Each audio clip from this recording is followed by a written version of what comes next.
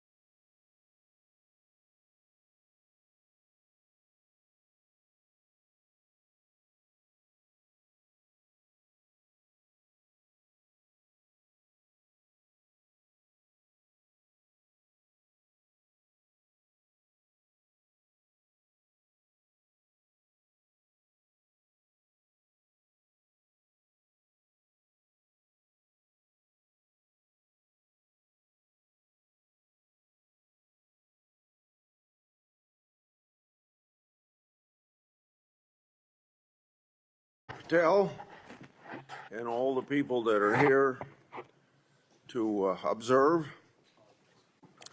This is our annual FBI oversight hearing. We meet today in the aftermath of the political assassination of Charlie Kirk, a school shooting, and the senseless murder of Ukrainian refugees, and also to remember several weeks ago the killings in Minnesota. Charlie Kirk was a man of God, faith, family, and country. I pray for his wife, Erica, children, the whole family. God bless you, Charlie Kirk. I've asked Director Patel for an update today on this matter. As we proceed with the hearing, Director Patel, I'd like to note that you've agreed to one 10-minute round of questioning. That's more time than your predecessor agreed to. When Director Wray appeared before this committee, he left early to go on a family vacation, and he wanted me to think it was business he had to conduct. Since your confirmation, you've been acquainted with the bureaucracy that you must reform and hold accountable. And that's no simple task. You've begun the important work of returning the FBI to its law enforcement mission. According to the FBI, since January 20th of this year, the FBI has been involved in the arrest of more than 23,000 violent criminals. This year, the FBI assisted in the arrest of more than 1,500 child predators and 300 human traffickers. And this year, the FBI helped rescue more than 4,000 children from predators. FBI teams nationwide are working alongside immigration and custom enforcement. This teamwork has resulted in the arrest and removal of a historic number of violent criminal aliens, gang members, and child sex offenders. Those are overwhelmingly better records than at least two of your past predecessors. During the Wray era at the FBI, the Bureau reallocated resources from child crimes to January 6 work. Director Patel, you've also moved agents from headquarters to field offices to better align with their law enforcement mission. Under your leadership, the FBI has apprehended several most wanted fugitives and secured the extradition of senior leaders of the Central American gangs like MS-13. Now, it's well understood that your predecessor left you an FBI infected with politics. I'm going to provide examples of that today, including making public new whistleblower records. At your nomination hearing, I made public records that whistleblowers provided me about Arctic frost. Arctic frost was the FBI case opened and approved by antitrust Trump FBI agent Tebow. Arctic frost then became Jack Smith's elector case against then citizen Trump and now President Trump. These new records show that Arctic frost was much broader than just an electoral matter. The case was expanded to Republican organizations. Some examples of the group that Ray FBI sought to place under political investigation included the Republican National Committee, Republican Attorney General's Association, and various Trump political groups. In total, 92 Republican targets, including Republican groups and Republican-linked individuals, were placed under investigative scope of Arctic frost. On that political list was one of Charlie Kirk's groups, Turning Point USA. In other words, Arctic frost wasn't just a case to politically investigate Trump. It was the vehicle by which partisan FBI agents and Department of Justice prosecutors could achieve their partisan ends and improperly investigate the entire Republican political apparatus.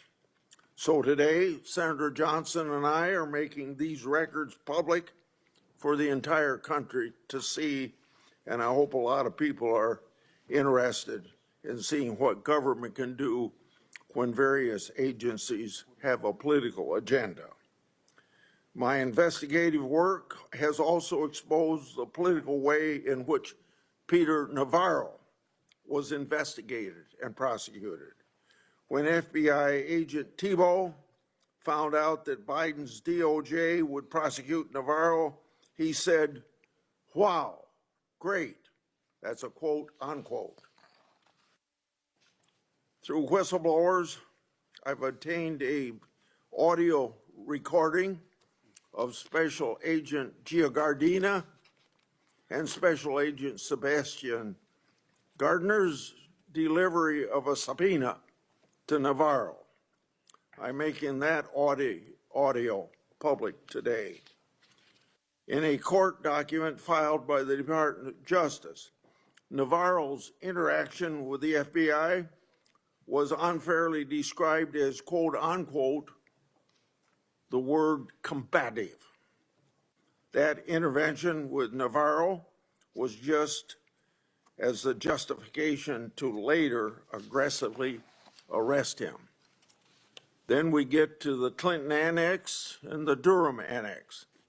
The Clinton Annex showed that the Comey FBI had evidence necessary to complete the Clinton investigation, the one about her mishandling of emails and classified information, but the FBI never did its job because it never reviewed the evidence at that time. The Durbin Annex showed that the Clinton campaign had a plan to falsely tie Trump to Russia, yet the Comey FBI failed to investigate that information. Instead, the Comey FBI used the discredited Clinton campaign-funded Steele dossier to advance crossfire hurricane against Trump. Director Patel, thanks in a large part to you, both annexes were finally declassified. That may be history, but it's history to make sure we don't repeat the history of the past. And the people ought to be concerned when the weaponization of government is used in this way, whether it's done by Republicans or Democrats. Last Congress, I made public an FBI document called 1023 form that alleged a bribery scheme with the Biden family. To date, the FBI has never answered Congress whether they investigated the text messages, the audio files, and the financial records referenced in that 1023. Whistleblowers have provided my office with 2 additional FBI 1023 documents. These documents memorialize statements from FBI sources. These 2 new 1023 documents are from separate FBI confidential human sources during different years.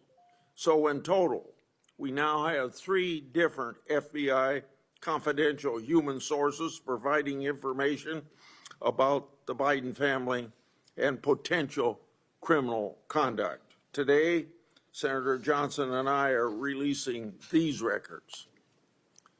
Let me say this for the partisan media, the people that are supposed to be policemen of our Republican form of government. We aren't saying the allegations are true. We want to know what the FBI did to fully investigate their veracity or lack thereof and what they concluded.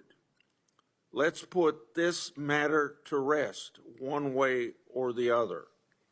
Starting with my chairmanship, I've given one example after another of disgraceful partisan weaponization by federal law enforcement. Since the Trump administration took power, many FBI agents have been removed. The removal included agents and prosecutors who became partisan weapons that lost their way, and I've made records public to prove it. And many of my whistleblowers were aggressively retaliated against by some FBI agents who were subsequently fired. One FBI whistleblower publicly said of these terminations, quote, ensuring that they no longer work at the FBI isn't retribution, it's responsible leadership, end of quote. Which brings me to my final and favorite topic, whistleblowers. In August, 10 of my FBI whistleblowers secured compensation agreement because of your leadership, Director Patel. It included a mix of reinstatement to the FBI, reinstatement of security clearances, and monetary compensation. At the beginning of this month, another of my FBI whistleblowers got their job back. All told, across government agencies, almost 20 whistleblowers have received fixes to their retaliation. Today, you'll get a lot of grief from some members of this committee, but in the short amount of time you've been director, you've corrected whistleblower retaliation, increased transparency more than any other FBI director I've seen, whether that FBI director was appointed by Republicans or Democrats. And I've been around here more than anybody else on this committee. I yield to Senator Durbin. Thanks, Chairman Grassley, for holding this oversight hearing during a critical period in the history of the Federal Bureau of Investigation. During my 4 years as chair, I held 4 hearings with then FBI Director Wray. As a reminder to Republicans who claim the Biden administration weaponized the FBI, President Biden retained Director Wray, a lifelong Republican who was President Trump's nominee for the office. After his second election, in an unprecedented move, President Trump forced out Director Wray and nominated Kash Patel, arguably the most partisan FBI director ever. Director Patel came to the FBI with a political mission, and he spelled it out in writing in detail. He wrote government gangsters, quote, "The rot at the core of the FBI is not just scandalous, It's an existential threat to our Republican form of government, end quote. And with the power of his office and the blessings of the president, he attacked the FBI with a vengeance. Mr. Patel had falsely claimed the FBI, quote, was planning January 6 for a year, end quote. He even went so far as to produce a song by the January 6 rioters who violently assaulted police officers in the Capitol. He compiled an enemies list of public servants he called government gangsters, like former FBI Director Mueller, whom Patel called, quote, an utter swamp creature. Former Trump officials who served with Mr. Patel warned us he would weaponize the FBI to protect the president's allies and target his critics. And indeed, Director Patel has already inflicted untold damage on the FBI, putting our national security and public safety at risk. Since January 20th, the Trump administration has engaged in an unprecedented purge of FBI officials. As we heard from highly credible whistleblowers, Mr. Patel was involved in directing this purge even before he was confirmed, despite his sworn testimony to this committee. It began with terminations and forced retirements of all 6 nonpartisan career officials who run all 6 branches of the FBI, the executive assistant directors. Since then, at least 18 of the 53 special agents in charge of FBI field offices have been removed, along with many other senior officials.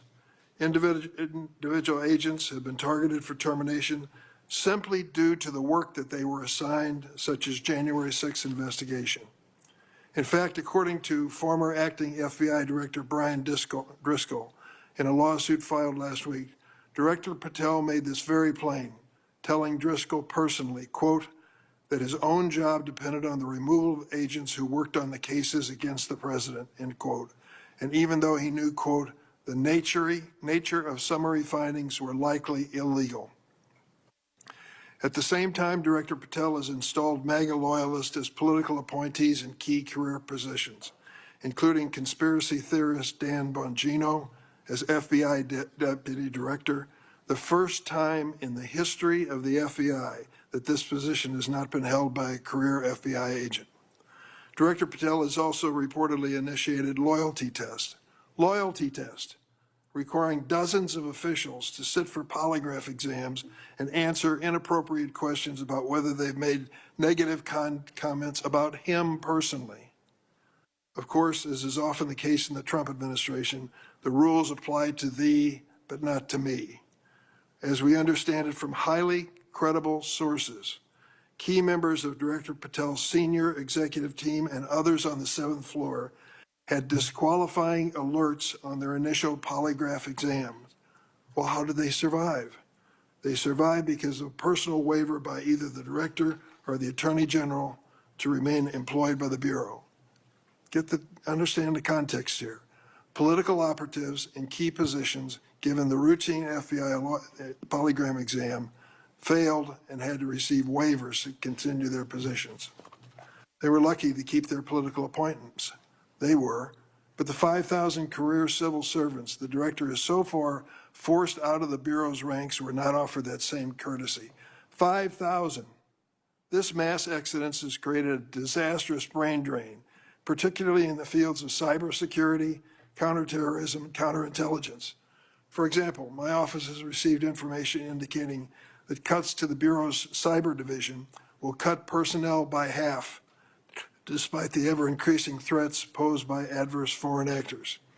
The brain drain is exacerbated by Director Patel's misuse of remaining FBI personnel and resources to focus on other priorities of this administration. According to reports, the 25 largest FBI field offices have been ordered to divert 45% of their agents from their primary missions to work on the mass deportation of immigrants. Just as concerning is Director Patel's plan to hire fewer qualified agents by removing the college degree requirement and reducing new agent training at Quantico from 18 weeks to just 8. So we have a brain drain and a significant watering down of training. Quite a record, Mr. Patel.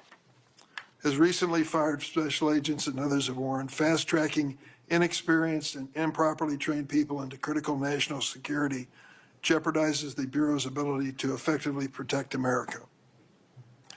Director Patel himself had no training or life experience for this position. The result of that incompetence is staggering. For example, after Attorney General Bondi publicly stated in February that the Epstein client list was, quote, sitting on my desk right now to review, that's what she said on Fox, Director Patel diverted more than 1,000 FBI personnel from their critical missions to work on 24-hour shifts reviewing over 100,000 pages of Epstein-related records. These personnel were instructed to flag any records in which President Trump was named. But that review ended in an unsigned memorandum from DOJ and FBI stating simply, there is no incriminating client list, close quote. Director Patel still has not responded to my letter from 2 months ago asking about his role in this cover-up.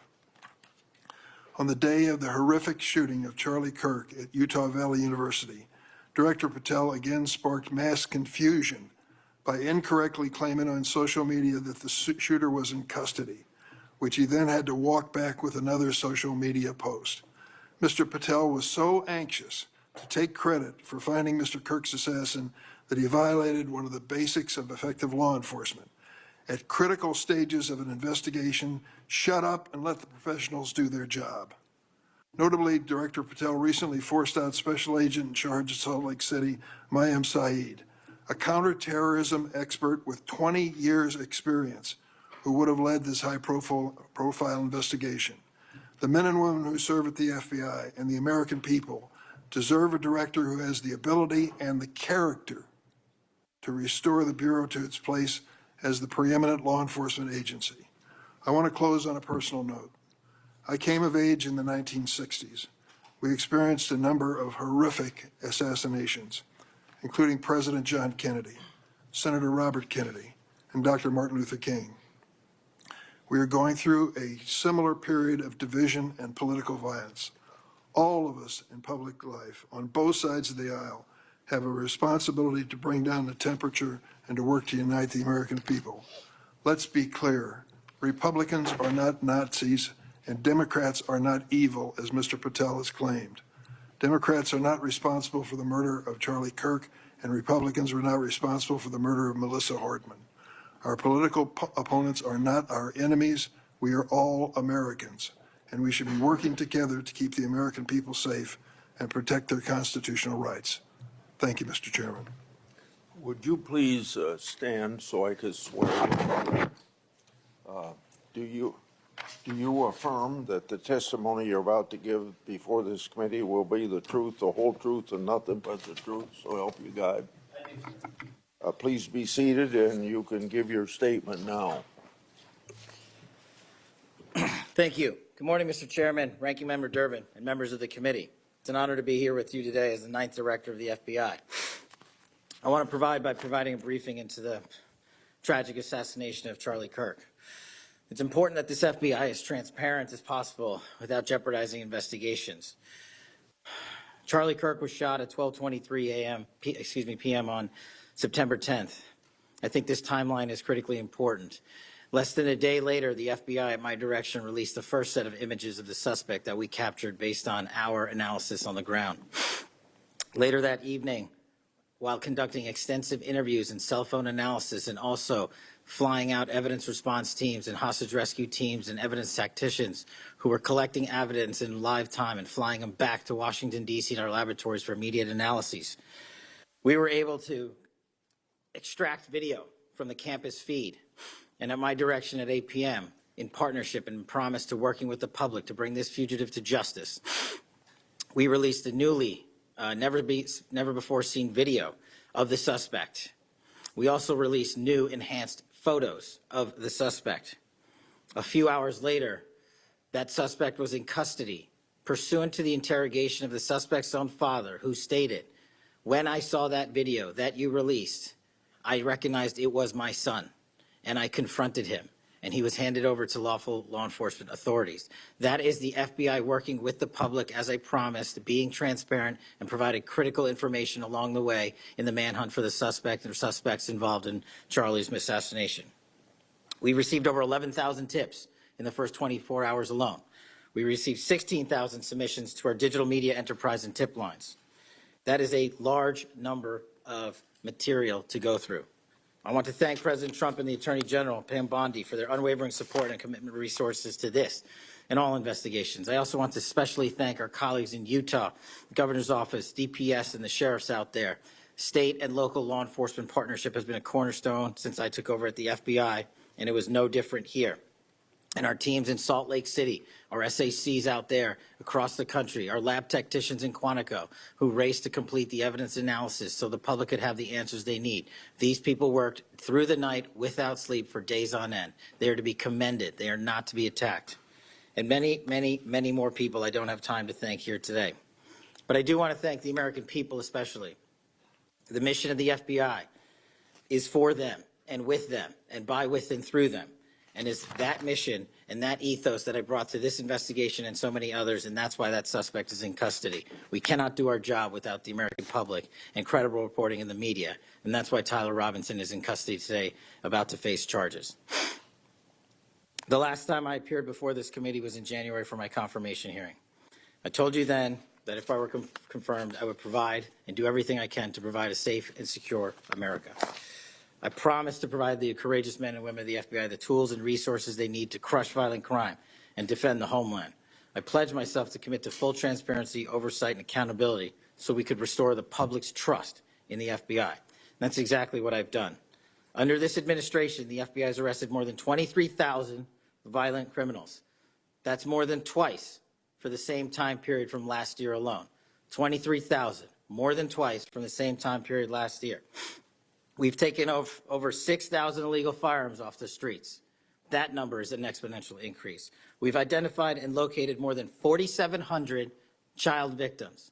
More than 4,700 child victims have been found by this FBI. That is a 35% increase from the same time period last year. 1,500 child predators have been arrested. That's a 5% increase from the same time last year. 300 human traffickers have been arrested. That's a 10% increase from the same time last year. Over 350 members of Tren de Aragua, foreign terrorist organization, have been arrested, and we have 42 ongoing cases. That is a 250% increase from the same time last year. Those are just some of the things the FBI is doing differently and better because we are leading the mission to crush violent crime and defend the homeland. We have also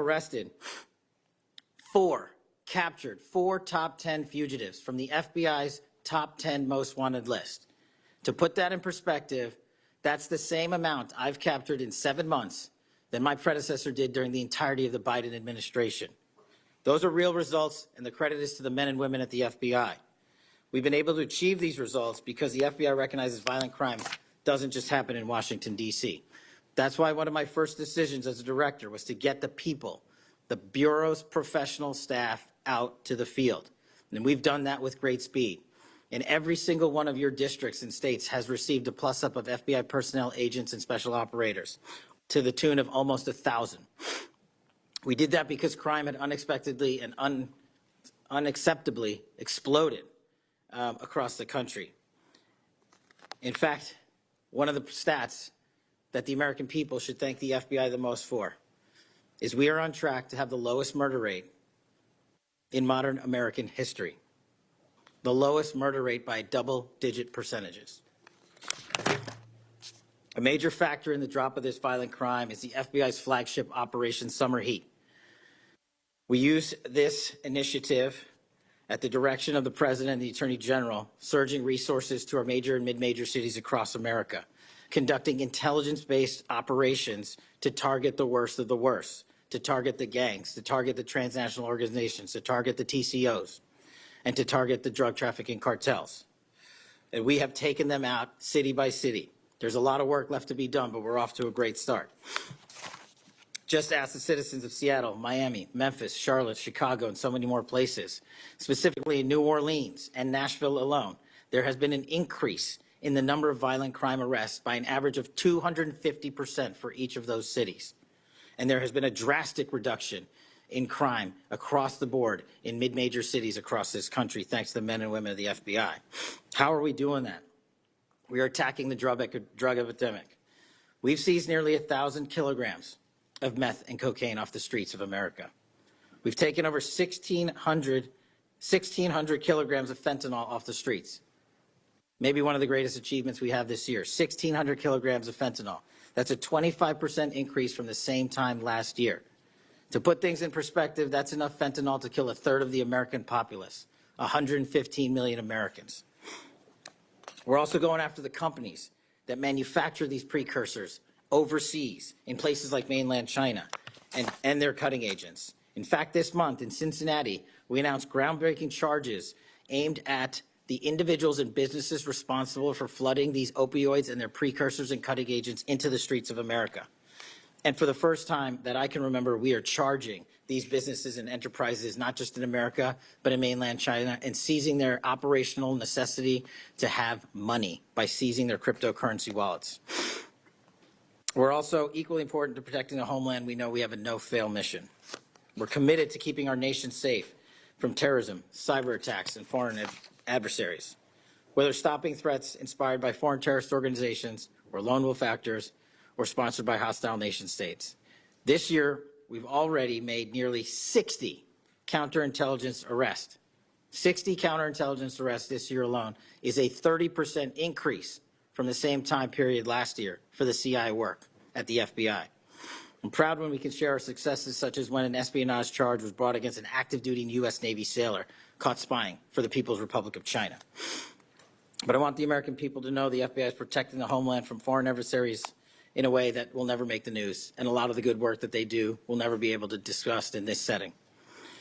We're working on cyber threats. We're attacking malware infrastructure, going after ransomware attackers, delivering a new partnership with the private public sector engagements we've taken with the companies who are attacked by these foreign adversaries and nation-state actors and individual enterprise rings from around the world.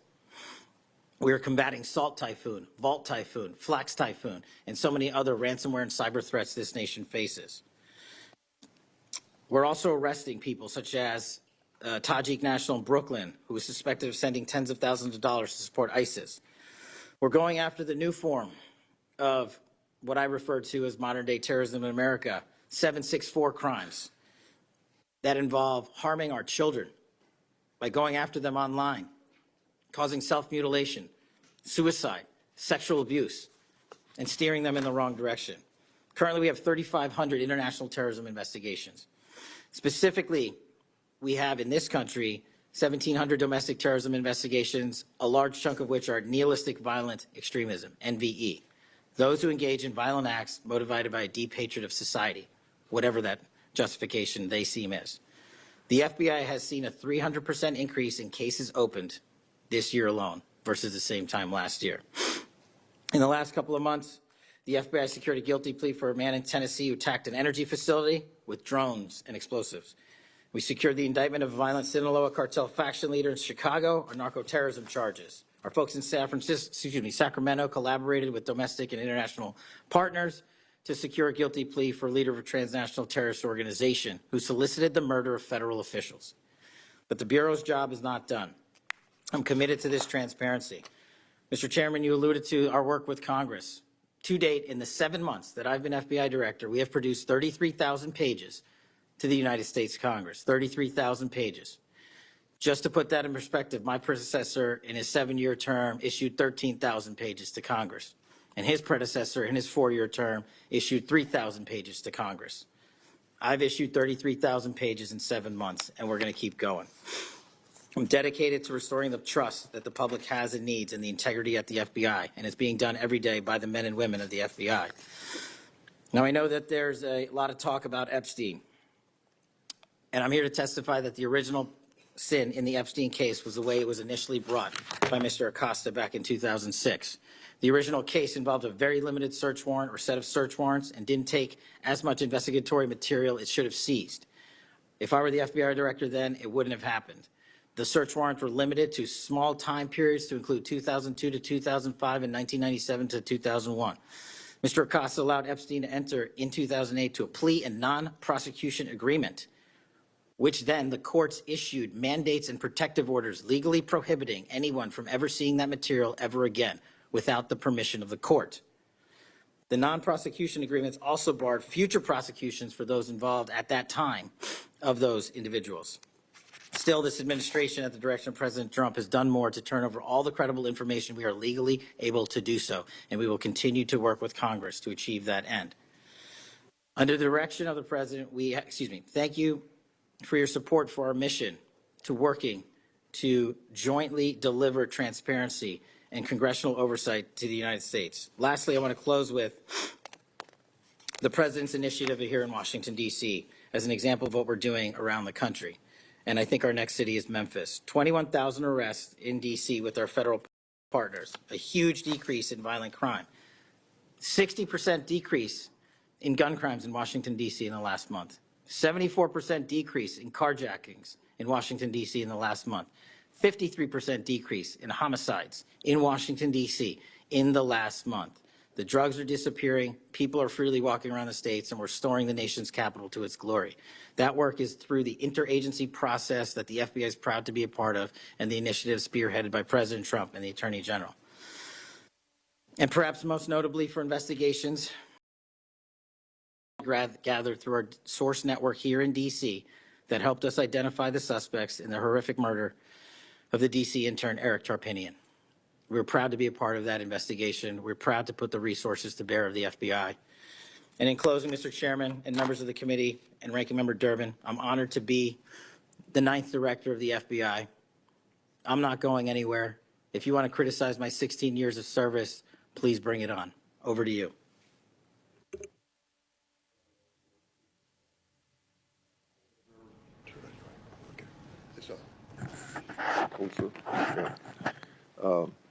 I've observed when, whether it's Republican or Democrats, want a yes or no answer, that the witness and the senators talking over each other. So I thought what I'd do this time, rather than have that happen, if there's something you don't get a chance to answer because of the demeanor of a Republican or Democrat senator, before we, when we get done with that questioner, I'd give you a chance to fill in if there's something you didn't get a chance to say. Since 2019, I've sought greater transparency about Jeffrey Epstein and the government handling of the matter. I've continued to investigate during this Congress. Director Patel, was Jeffrey Epstein an intelligence asset for the United States government or the foreign government? And if so, which agencies or governments? Mr. Chairman, I can only speak to the FBI as the Director of the FBI, and Mr. Epstein was not a source for the FBI. Okay. Would you commit to providing my office with all classified, non-classified records relating to the Epstein matter? I will commit to providing all records I'm legally permitted to do so under the court orders.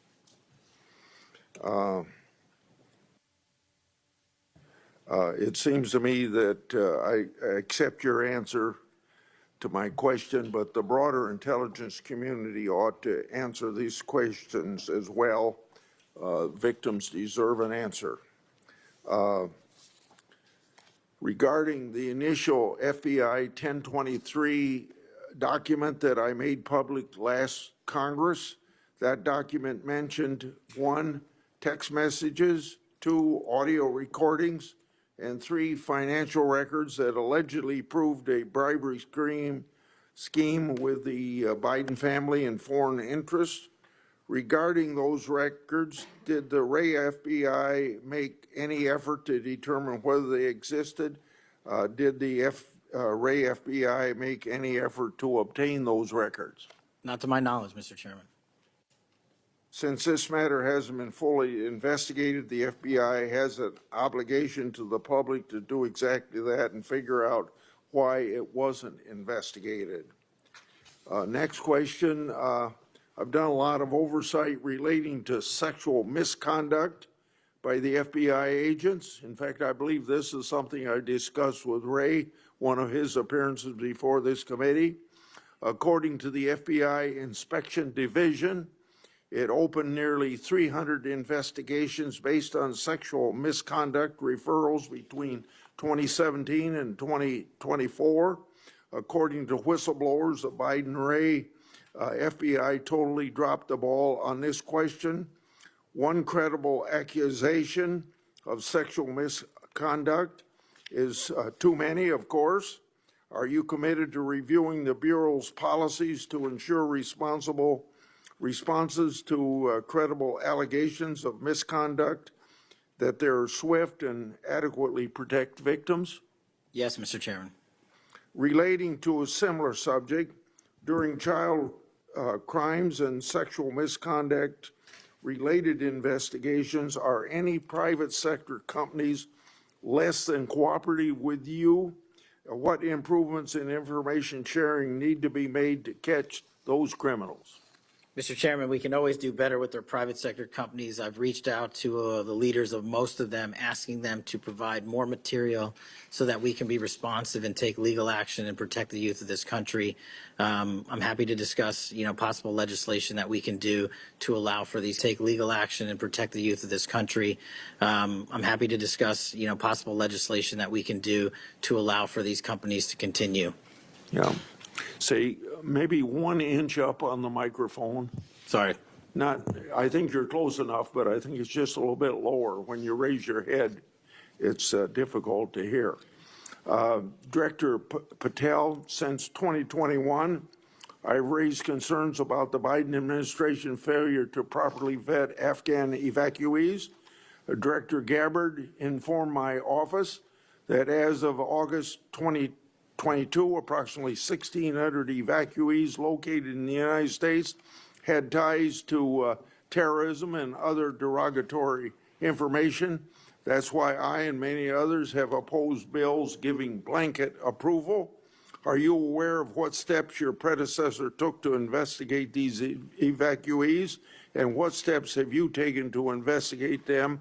And what, if any, national security concerns still exist? Mr. Chairman, I can't speak to the steps my predecessor took, but I will make sure we do a sweeping review and get back to you on that. As far as the Afghan refugees and evacuees, as during my tenure, we are going through the databases to make sure that no known or suspected terrorists enter this country to harm our nation. And also, as my resolve as FBI director, one of the first acts we undertook was a manhunt of one of the Abbey Gate bombers and leaders in that crime spree that killed 13 brave Americans. And within 2 weeks, we caught one of the leaders of the Abbey Gate bomber and brought him to justice here in 2 weeks from Pakistan. And so my commitment to you on Afghanistan in all matters is complete and without border. Yeah. Through my and other investigations, we found that the Biden administration lost thousands of undocumented children. We never heard a peep from senators wanting to help find them, even after I invited them to do so. In September 2025, the Trump Health and Human Services announced the creation of an interagency crime coordinator cell to find these and other missing children. That interagency group reportedly includes your agency. What resources and personnel have the FBI assigned to this new interagency effort, and what steps have the FBI taken to assist in locating missing children that the incompetent Biden administration lost? Protecting our youth is maybe the top priority for the FBI. As it specifically relates to your question, Mr. Chairman, as I stated, we've surged resources not just to this cell, but across the nation to our FBI's field office to locate children who have been trafficked, who have been victims of sexual abuse. And we have located 4,700 children in the 7 months since I've been FBI director. And that is a 35% increase from the same time period last year. And we're not stopping, and we're committed to doing that work on our tribal lands as well. And we are finding victims of child trafficking and child abuse every county and every district, and we're not going to stop. Okay. As I mentioned during my opening, I'm releasing documents with Senator Johnson about Arctic frost. Specifically, the documents show its scope expanded to include 92 Republican organizations. From evidence that I've seen, it looks to me like another political hit job against Republicans. What steps has the FBI taken to make sure improperly predicated investigations and weaponizations like this don't happen again? The simple answer, Mr. Chairman, is the FBI will only bring cases that are based in fact and law and have a legal basis to do so. And anyone that does otherwise will not be employed at the FBI. We are doing a prospective and retrospective analyses of individuals who may have weaponized the department and the agency. And as I've committed to you during my confirmation hearing and my conversations with you, this FBI will not be weaponized anymore in either side of the aisle. In June of this year, I raised concerns about the FBI's use of restricted access and prohibited access systems.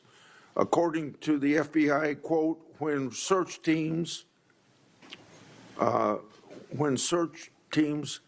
exist in a prohibited access status cases are searched in Sentinel, the particular search will receive a false negative Sentinel search response, end of quote. Clearly, this is not only affects FBI agents, it impacts congressional requests and court cases, and the Biden administration used it to thwart oversight. How are you ensuring that restricted access and prohibited access files are produced to Congress during court cases? And have you identified any Biden family records in restricted and prohibited status? As I've committed to you with my transparency initiative, whether it's restrictive or prohibited, every single thing we can legally provide to Congress, we will. We've also restructured how these restrictive and prohibited cases are labeled and provided access to more people in the chain of command so that more people have knowledge of what these restricted and prohibited cases are, including myself and the deputy. Do you commit to providing any records that are available? I do, sir. You publicly said that your team, quote, found a room that Comey and others hid from the world in the Hoover building full of documents and computer hard drives no one had ever seen or heard of. That's a quote from you. I've received a whistleblower disclosure that the room contained some information kept outside the FBI record keeping. I also have been informed via a whistleblower disclosure that the room included materials related to Special Counsel Mueller, former Director James Comey, and other documents maintained outside of the FBI.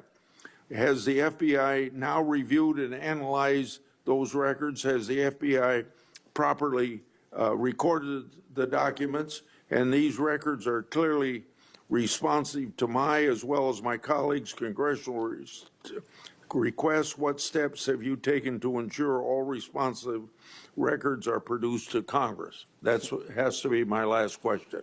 What's supposed to happen is leadership at the FBI is supposed to, pursuant to the Records Act, correctly store these records at our Information Management Division, IMD. In this room, we found a plethora of hard drives, computers, hard documents, soft documents that were not so recorded, a voluminous amount of information. So we are continuously processing that information. So A, we subscribe to the Records Act and commit that those records will be kept permanently at the FBI. 2, we are reviewing those materials. A lot of those materials are related to ongoing investigations. And 3, we are on a rolling basis providing Congress the documents that we can, and we will continue to do so. Okay, thank you very much. Senator Durbin. Thank you, Mr. Chairman. Director Patel, in addition to the extensive purge of nonpartisan career FBI official reports indicate that dozens of remaining officials have been subjected to polygraph exams to test their loyalty. My understanding is that approximately 40 officials have been asked to sit for a polygraph during your administration, and several have been asked whether they have ever made negative comments about you. Director Patel, FBI agents pledge their loyalty to the Constitution of the United States not you personally. What is the basis for requiring polygraph exams of your workforce and asking them if they've made negative comments about you? I don't know what reports you're referring to, Ranking Member, and I reject any reporting that has false information in it, so I'm not going to respond to that. As far as polygraphs go, generally they are always and always have been utilized at the FBI to track down those that leak sensitive information and have unauthorized disclosures to the media, and we will continue to use them to ensure the integrity of the FBI. Did any individual on your senior executive team, the director's advisory team, or who serve in the positions on the 7th floor receive disqualifying alerts on their polygraphs? Senator, I'm not going to get into the personnel discussions that were had on a polygraph. Those are private discussions, and many of them relate to ongoing investigations.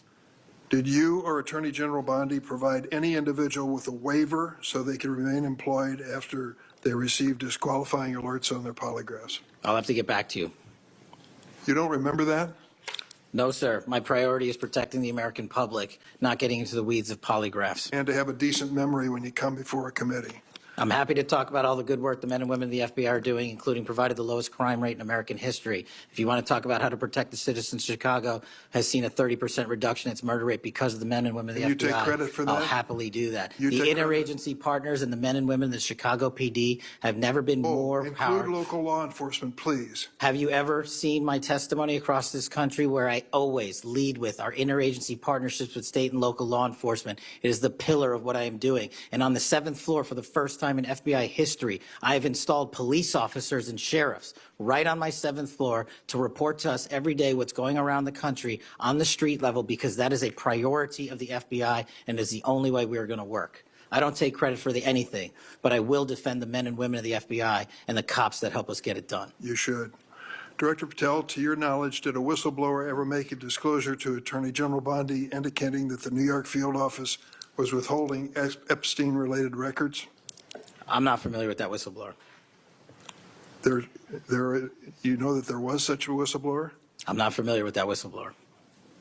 In response to the blowback she received, Attorney General Bondi also pushed the FBI to review approximately 100,000 Epstein-related records on an arbitrarily short deadline in March, and the FBI was directed to flag any documents that mentioned President Trump. Nothing came of that review until July, when DOJ and FBI released an unsigned memorandum stating there is no incriminating client list. Why was this July 7th memorandum unsigned? Would you prefer I've used AutoPen? Why was it unsigned? The memorandum had the insignia of the Department of Justice and the Federal Bureau of Investigation.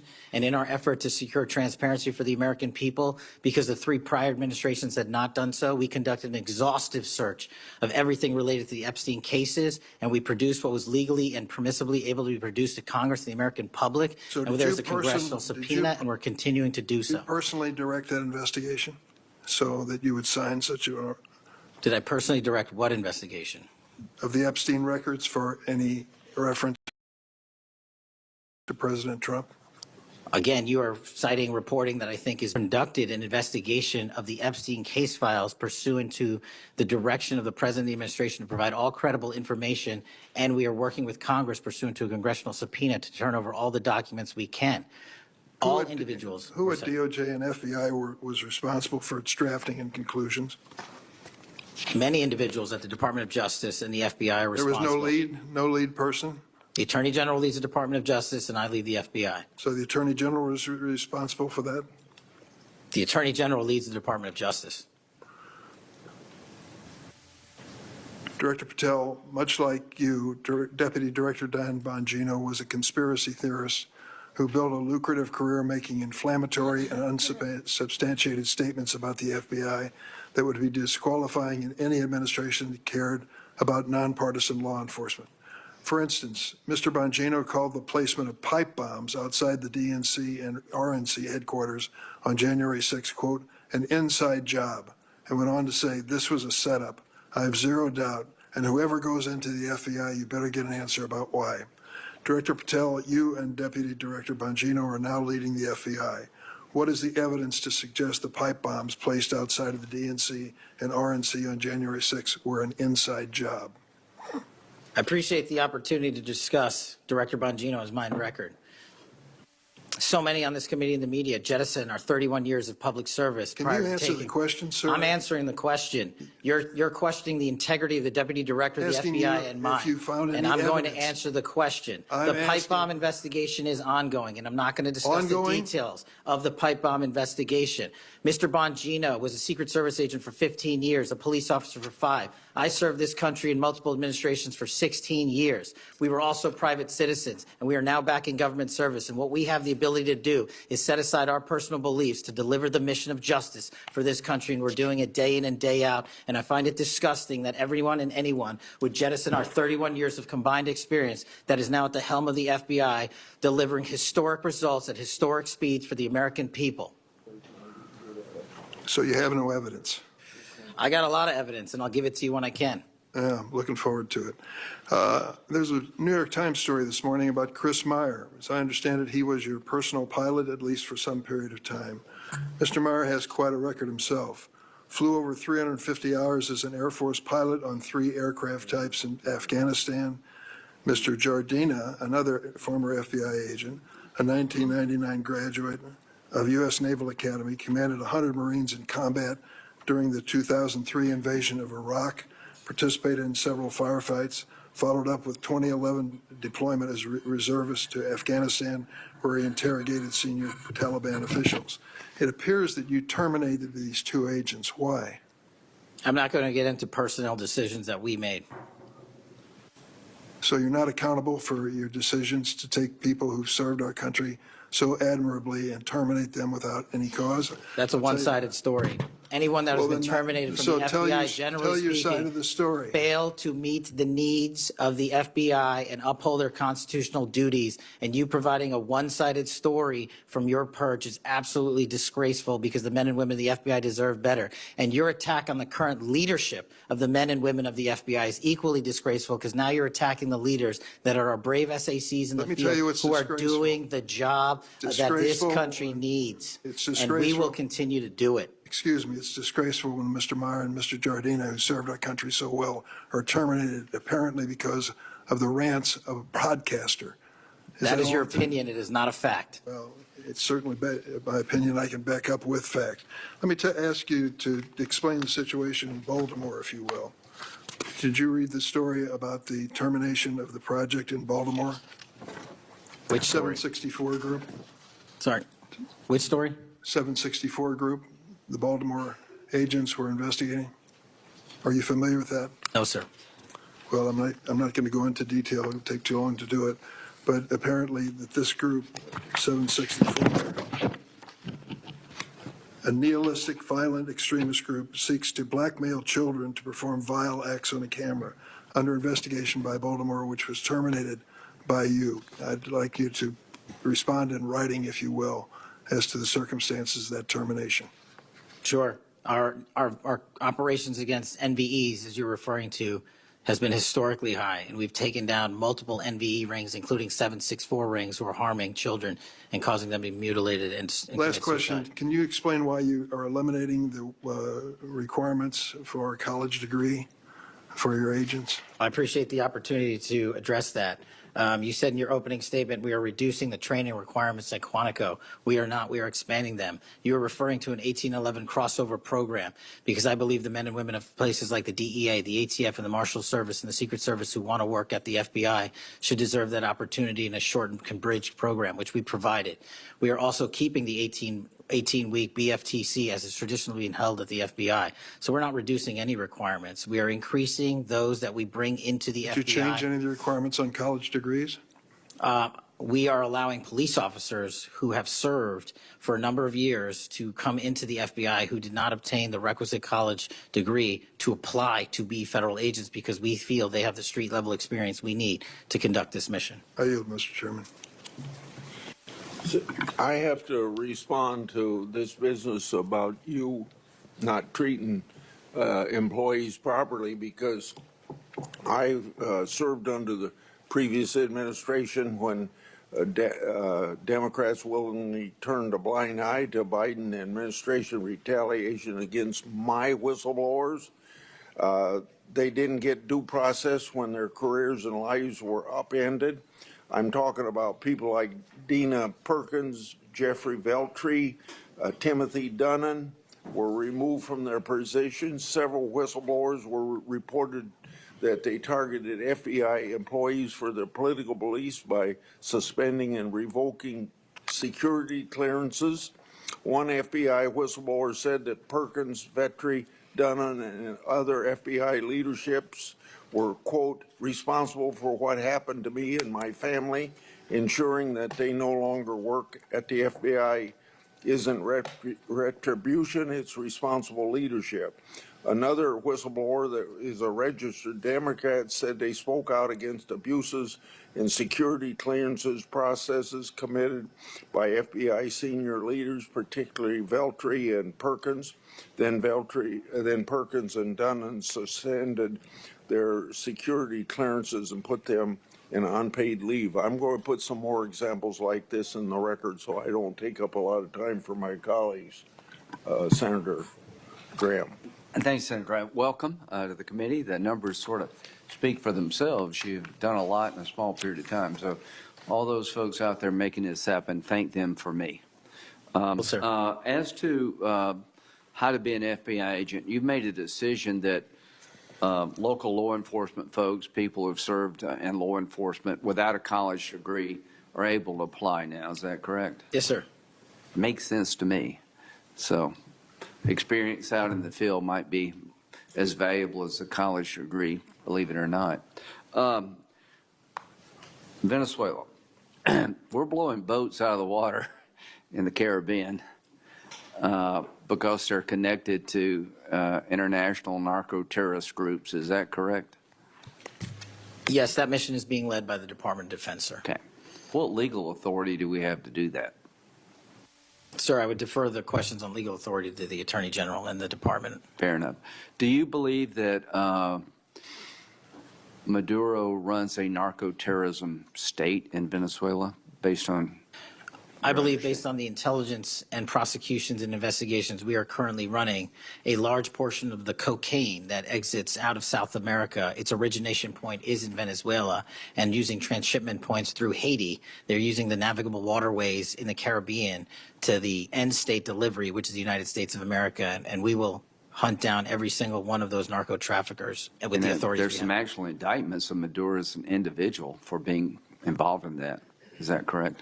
Senator, I think you're referring to the DEA indictment on that one. Right. So I guess the point is, would it be fair to say that Venezuela is a good candidate to be labeled as a state sponsor of terrorism under U.S. law? Senator, from my perch, we will provide the intelligence necessary for anyone who meets the threshold to be a state sponsor of terrorism, and this administration has expanded. I think they are, so we'll be going down that road.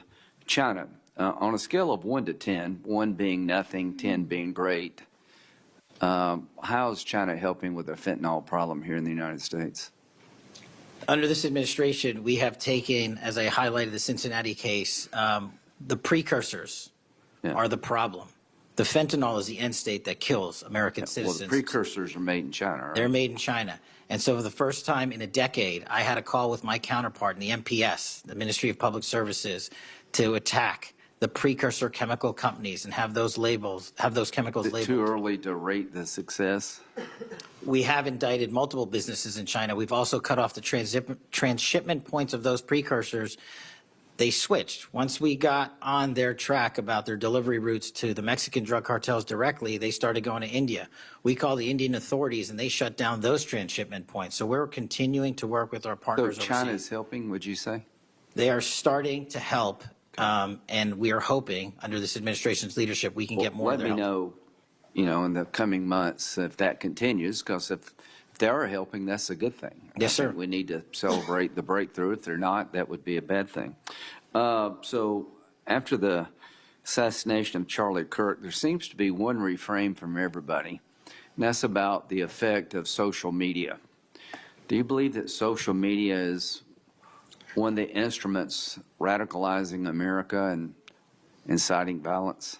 Well, it's not. My belief is based on the data, and the data shows that social media is wildly out of control when it comes to radicalizing. You're dead right. So what did you just say? This guy's the FBI director. He says that social media is wildly out of control. Now, free speech, we all agree with that, but you can't yell fire in the theater, right? Yes, sir. Free speech doesn't allow you to go online and groom a child for sexual. No, it does not. Okay, free speech doesn't allow you to go on the internet and basically incite somebody to kill another person, right? Absolutely not. So if it's illegal, legal online, agreed? Whatever the law is. Yes, sir. Just because you're online doesn't give you a get out of jail free card. No, sir. So if a parent is worried about a child being bullied on a website, what rights do they have under U.S. law? We have to balance the rights, as you said, Senator, of free speech versus those that encroach Is there upon any violence. law that can shut down one of these sites for bullying children or allowing sexual predators on the site? We are able to attack certain sites on the dark web. When it comes to the open internet infrastructure system, we have to reach a threshold to attack a company's position that only subscribes to violence. Can the parents sue that company? They can. They can? They can sue not the social media companies. That's what I'm talking about. They can sue the companies. No, I'm talking about the social media company that gives lives to this behavior. No, you're referring to Section 230, sir. Yeah. Would you advocate a sunsetting of Section 230 to bring more liability to the companies who send this stuff out? I've advocated for that for years. All right. We need to do this, folks.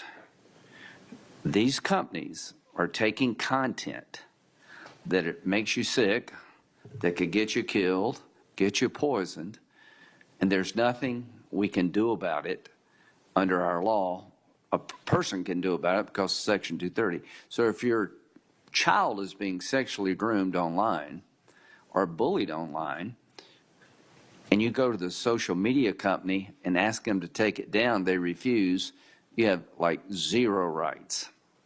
How many images of sexually exploited children are purveyed every year on social media sites? The number is astronomical. And Senator, if I can just add one step to that analysis. Please. It's not just what's on social media that is quote unquote real. It's the introduction of artificial intelligence and Right. generative AI that is creating even more child sexually abused material and even more sexually violent acts online and mimicking people. Would you say that the way social media is structured today, really no accountability, 36 million images in 2023 of sexually exploited children, that this is a public health hazard? It is. Would you say that it's a mental health problem, particularly for younger people? It absolutely is. Do you agree that some of these sites are designed to be addictive? I think not only are some of these sites designed to be addictive, unfortunately, the reality is some of these sites are designed to generate income, and many people are generating income based on this illegal trade. Do you think it's now time for America to deal with this problem?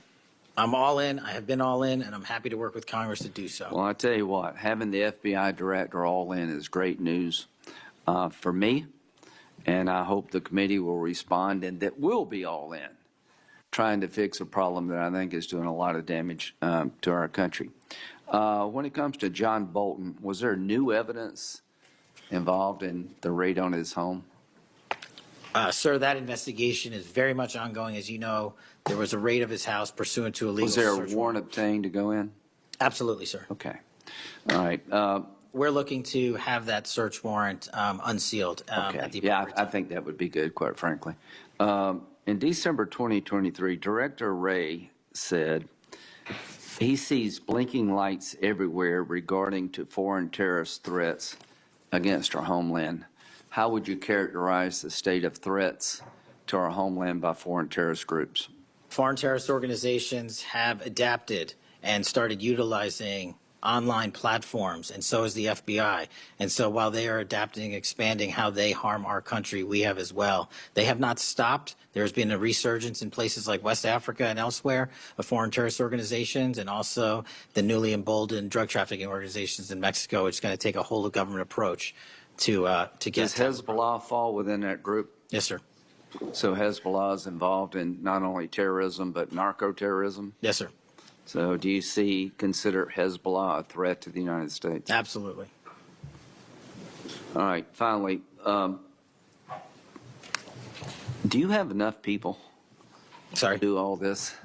Do you need more people? You're involved in a lot of things, and the numbers speak for themselves. You have FBI agents helping here in Washington, D.C. You have FBI agents helping in illegal immigration. That's good. You've got a chance here to tell us if you need more people. Seems to me that the threat level of this country is pretty high right now. You got thousands of domestic terrorism cases. How many are being investigated? I think 3,500 off the top of my head. 3,500, okay. Anyway, it seems your plate's pretty full. I would urge you to get with your people. And if you think you need more people, now's the time to do it. It would be a shame to miss an opportunity to plus up the FBI if the threats justified it. Will you look? I will look, sir. Okay, but are you comfortable you have enough people right now? Right now, I'm comfortable with the reallocation of agents and personnel outside of Washington, D.C. and plussing up states like South Carolina in double-digit numbers, and I'll get back with my team on this one. Thank you for your service. Senator Whitehouse. Boy, is my timing good. It is very good. Director Patel, welcome. Thank you, sir.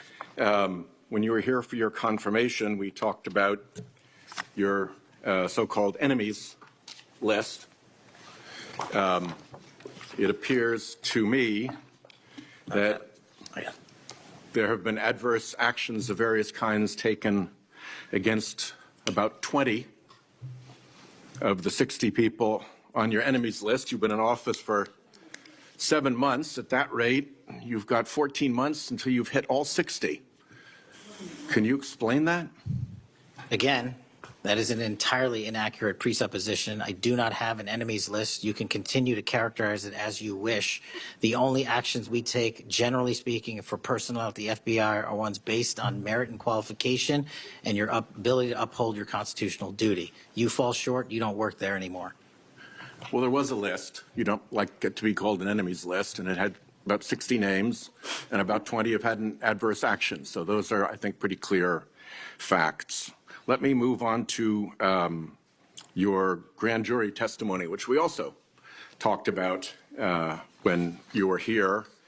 I think you indicated that you understood that a witness in the grand jury is free to discuss afterwards whatever they told the grand jury. And you then went on to suggest, saying, I can't go into court orders granted by the D.C. District Chief Judge, and you want me to violate a court order.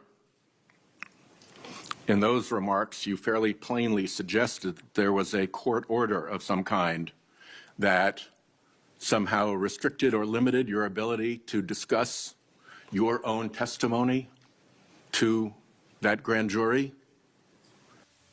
Since then, that chief judge that you mentioned, Judge Boasberg, has written, and I'm quoting him here, Federal Rule of Criminal Procedure 6E allows witnesses like Patel to divulge the contents of their testimony, meaning that nothing was preventing him from doing so before the committee.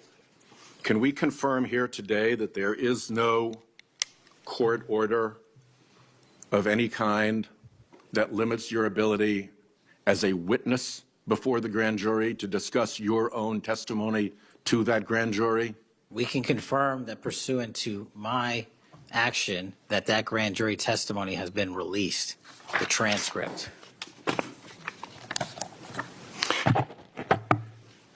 Let's, in what forum was it released, may I ask? Publicly. Okay, we'll check on that. The FBI does background investigations. In the case of a U.S. attorney, Jeanine Pirro,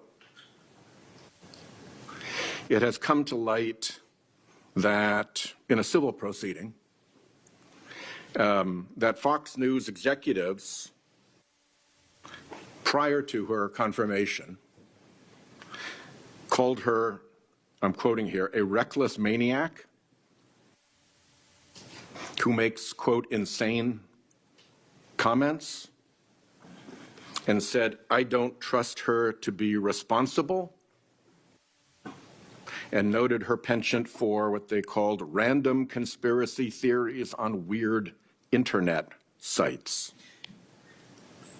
My question to you is, did that turn up in her background investigation?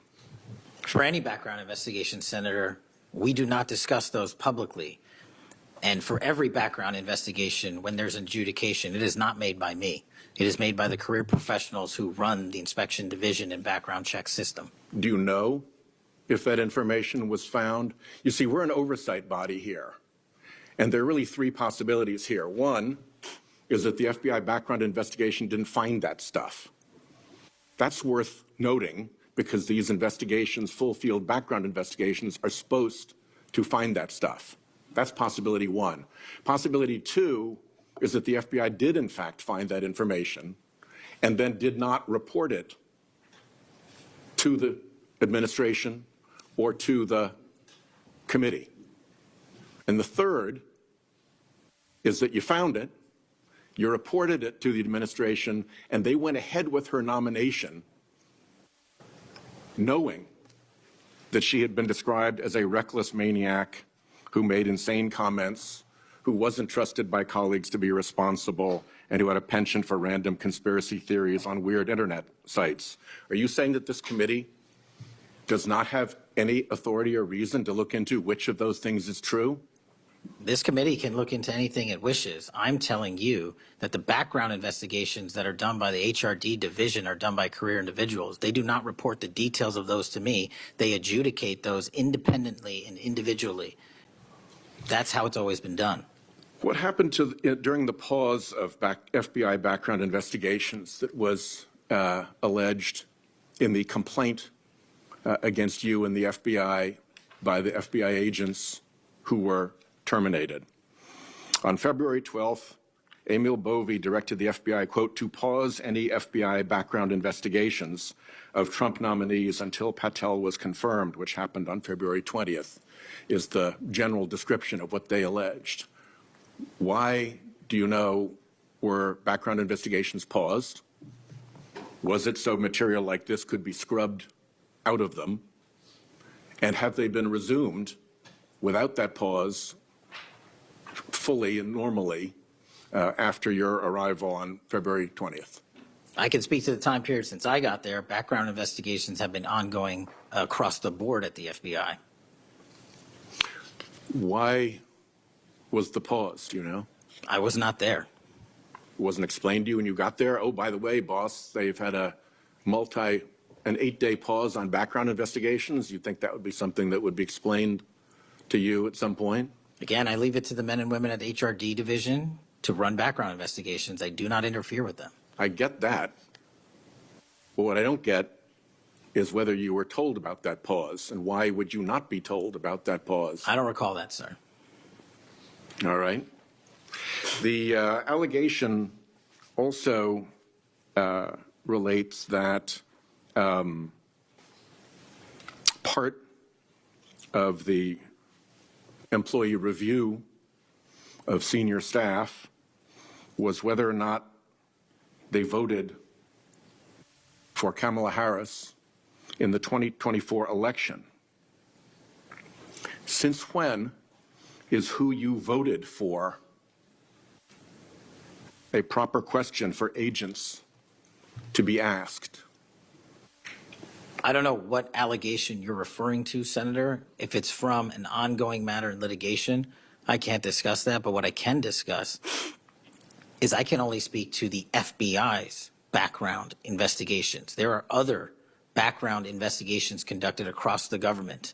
I can only speak to mine. So just to clarify, I'm not talking about the FBI full field background investigations. I'm talking about internal employee reviews for promotion, for termination, for job actions of various kinds.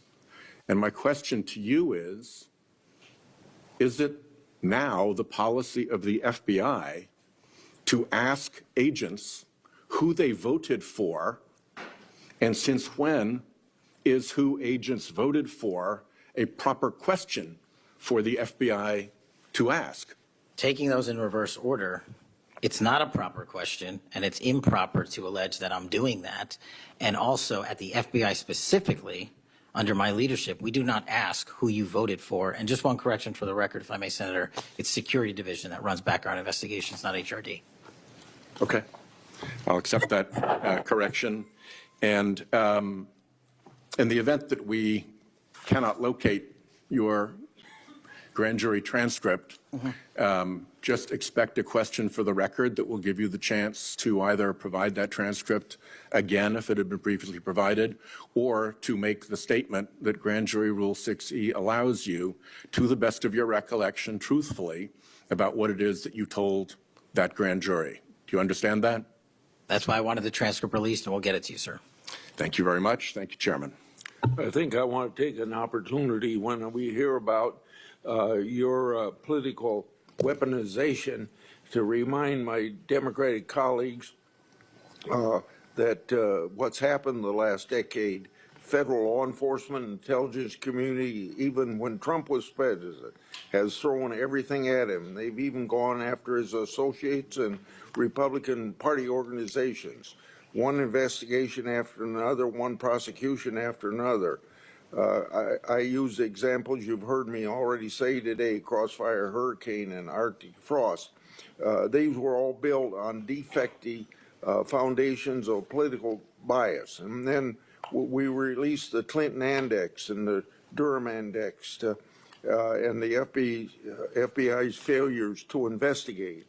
So I've been acquainted with this because I've been trying to get to the bottom of it, and we had to get a new FBI director to get all this information, Senator Cornyn. Director Patel, welcome. Thank you for your willingness to serve in this very challenging position. How many people work for the FBI today? Approximately 36,500, give or take. I've always wondered whether an organization that big and that diffused all across the nation was actually capable of being managed. Have you experienced any surprises in terms of the, as the director, in terms of your management of the organization? In my experience, Senator, the leaders in the field are supposed to lead. So we have empowered, and we've changed the structural operation of the FBI to empower SACs in the 56 field office, 55, 56 come 1 October, to lead the mission. We've also empowered the respective assistant directors and operational directors to lead the mission. That is how you manage 36,500, 37,000 people. No one or two people can do it. And that's been the transition, is the power structure is being pushed out to the field operations. It sounds like a very practical way to approach it. And how is morale? Morale, when I travel around the country, in my experience, has never been higher. The FBI and the police officers that we work hand in glove with across this country are excited to do the work. And the stats that I'm citing are no achievement of mine. The stats that I'm citing in the 7 months that I've been there, such as a 42% increase in cyber arrests alone this year, is because the men and women at the FBI have been empowered in the field. They want to do the work. They're getting the opportunity to do the work. And with our great partners in the respective states like Texas, and where we just returned a top 10 most wanted fugitive in Cindy Singh, are getting the ability to make those prosecutions a reality. By the way, Senator Durbin was asking about polygraphs. Aren't polygraphs a standard part of the standard test given to people with security clearances across the intelligence community? They are. As a condition to maintaining your security clearance? I believe they are. Speaking of intelligence, one of the things that I've wondered about over time is, the FBI is a premier law enforcement agency in the nation, but you also have other important responsibilities in counterintelligence. And there's been different debates or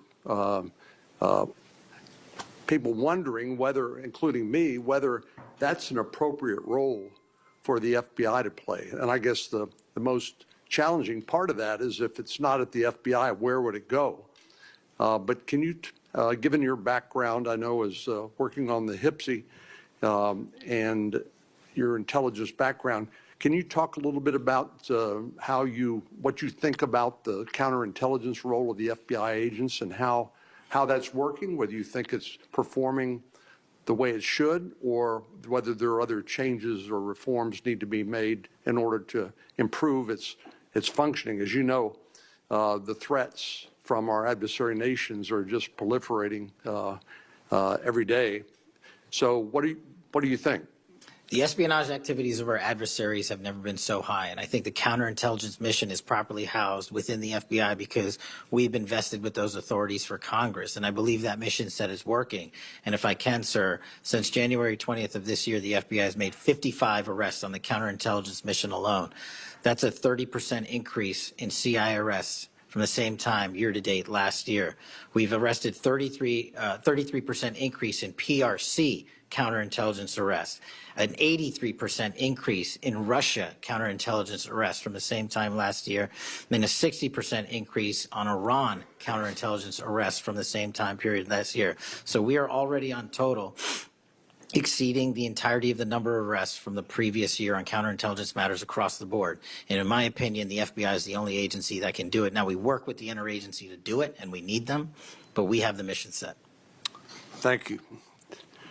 You know, sometimes I wonder whether we sort of repeat the way we do things because we've always done it that way. And I'm getting up to building up to this issue of the narco trafficking and what President Trump has ordered the Defense Department to do in terms of to take out some of these transnational criminal organizations that are importing poison into the United States and responsible for killing tens of thousands of Americans, maybe hundreds of thousands of Americans over time. Do you think a law enforcement model for dealing with these narco traffickers is adequate to deal with the threat? Or do you think we need to start thinking about this in maybe new and different ways? Obviously, we're not engaged in a war per se, although it is a war metaphorically. And the law enforcement model seems to be not working from the standpoint of dealing with the volume of the threat and the magnitude of the threat. Do you think we need to start thinking about how do we deal within constitutional legal parameters to deal with this problem in a different way to be more effective in protecting the American people? Absolutely. And the way to analogize this and why I've advocated for the designation, and I'm thankful that the Trump administration has designated these cartels and narco traffickers as foreign terrorist organizations, is because we must treat them like the foreign terrorist organizations post 9/11. We must treat them like the Al-Qaedas of the world because that's how we're operating. And just treating them with law enforcement capabilities alone was wholly insufficient to wipe out the targets in their entirety. They always had the next man up philosophy. If you take out the leader, they got 10 guys behind him. But in order to eliminate, and that's the key, eliminate the drug trade, and eliminate the pouring into this country of narcotics, we have to use our authorities at the Department of War and the intelligence community to go after the threat like we did terrorists when we were manhunting them. And now we have that ability, and we're seeing that in live time, whether it's on the strike on the boat or going down into Mexico and working with our Mexican authorities with these intelligence assets to say we've located not just the person in charge, the cadre in charge, but the entire network. And we are now able to dismantle that entire network. It's going to take time. The manhunt after 9/11 took some years, and this is going to be a years-long mission. Well, I'm glad you mentioned the counterterrorism mission because we've had a lot of experience, the U.S. government writ large, with dealing with terrorism in the Middle East and elsewhere. And obviously some of our friends and allies, like Mexico, for example, are very sensitive about sovereignty and being able to control what happens on their territory, but yet we're beginning to see more and more cooperation, as you point out, in that regard. And so, in your opinion, has the counterterrorism model, have the lessons learned by the U.S. government writ large, are they being aggressively applied? Are there other things we need to do to make sure that those skills, those lessons learned are applied more broadly to the threat of narco trafficking? I can only speak to the FBI. We are applying all of them to our counter, the CT mission set to the CN mission set, and we're using the new authorities given to our intelligence community partners in the Department of War to combine these collective efforts and in a new way, meeting together that gets after this.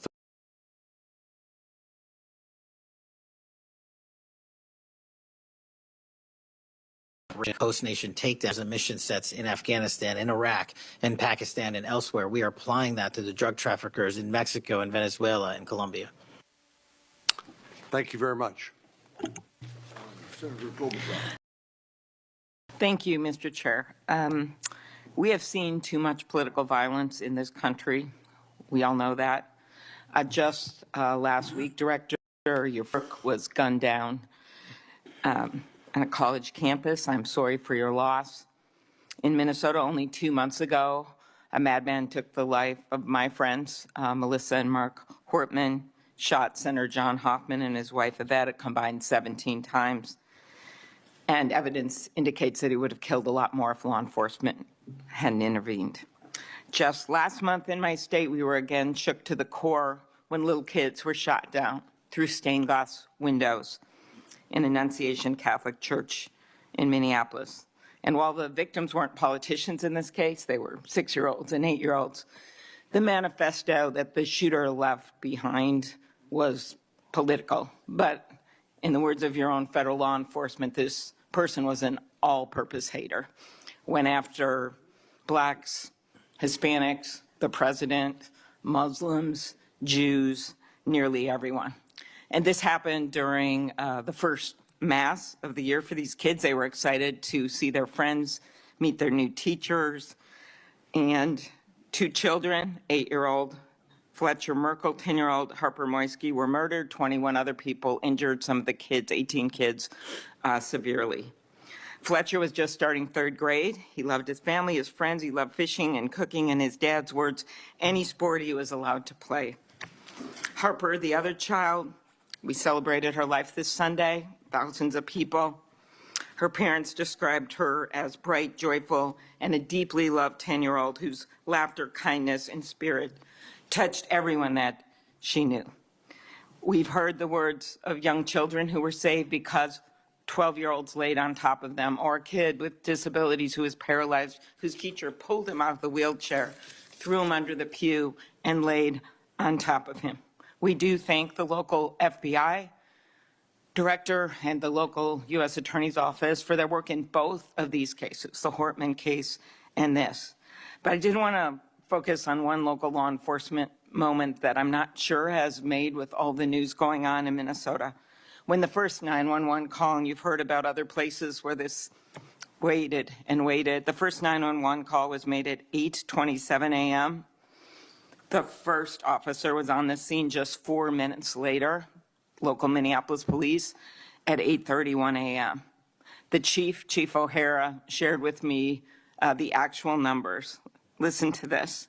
Over 20 people were in ambulances just 14 minutes, all of them, after the police got on the scene. 14 minutes after the first call. Tourniquets, stretchers, and they got them all to Hennepin County Medical Center or Minneapolis Children's Hospital. And I think it is worth looking at what happened there, because one of the dads whose daughter was severely injured, still in the hospital, that I met on Sunday, told me that there is absolutely no way his beautiful daughter would have survived if police hadn't been there. So it is worth looking at for all of us. So my focus on behalf of these parents, because I promised I would do this on Sunday, was just to figure out how we can do anything to stop this from happening again. So expanded background checks, ghost gun bans, every shooting is different.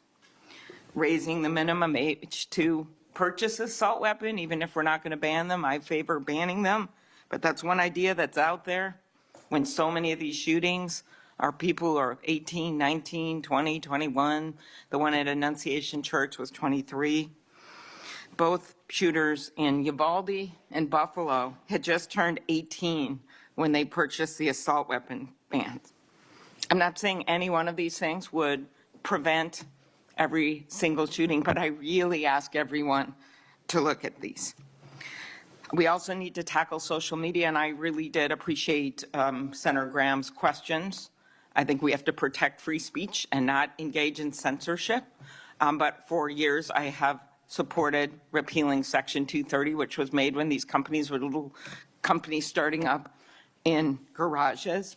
And I think it is one way to get at making this better environment online and preventing violence. So my first question is on the assault weapon ban. Do you think that would be helpful in reducing gun deaths, Director? Senator, if I may, I want to answer the question, but thank you for your remarks, especially it relates to my friend Charlie.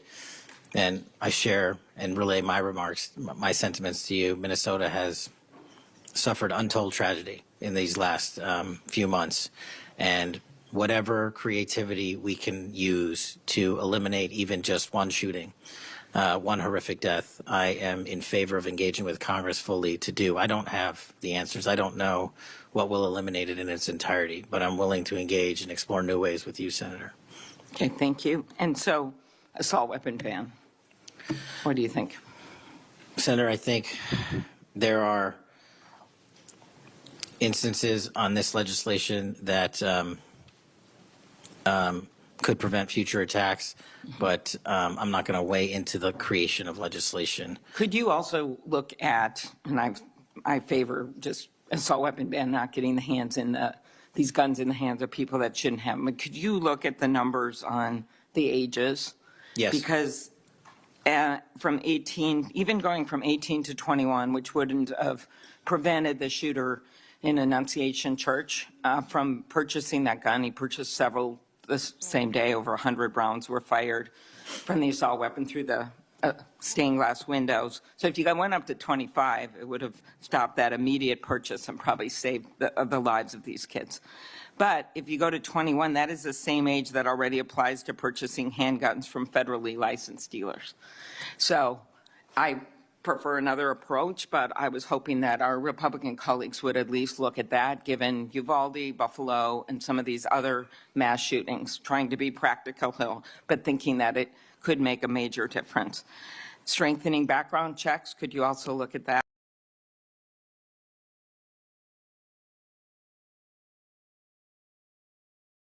Think of that. Talking to my heart here on one of the core missions at the FBI, which is our CJIS facility in Winchester, Virginia, which is our hub for our NICS checks, our NCICs, our capabilities on when we have, I think it's 19,000 state and local community law enforcement come to us for these background checks. We're trying to make that processing as fast as we can so we can get them real-time information.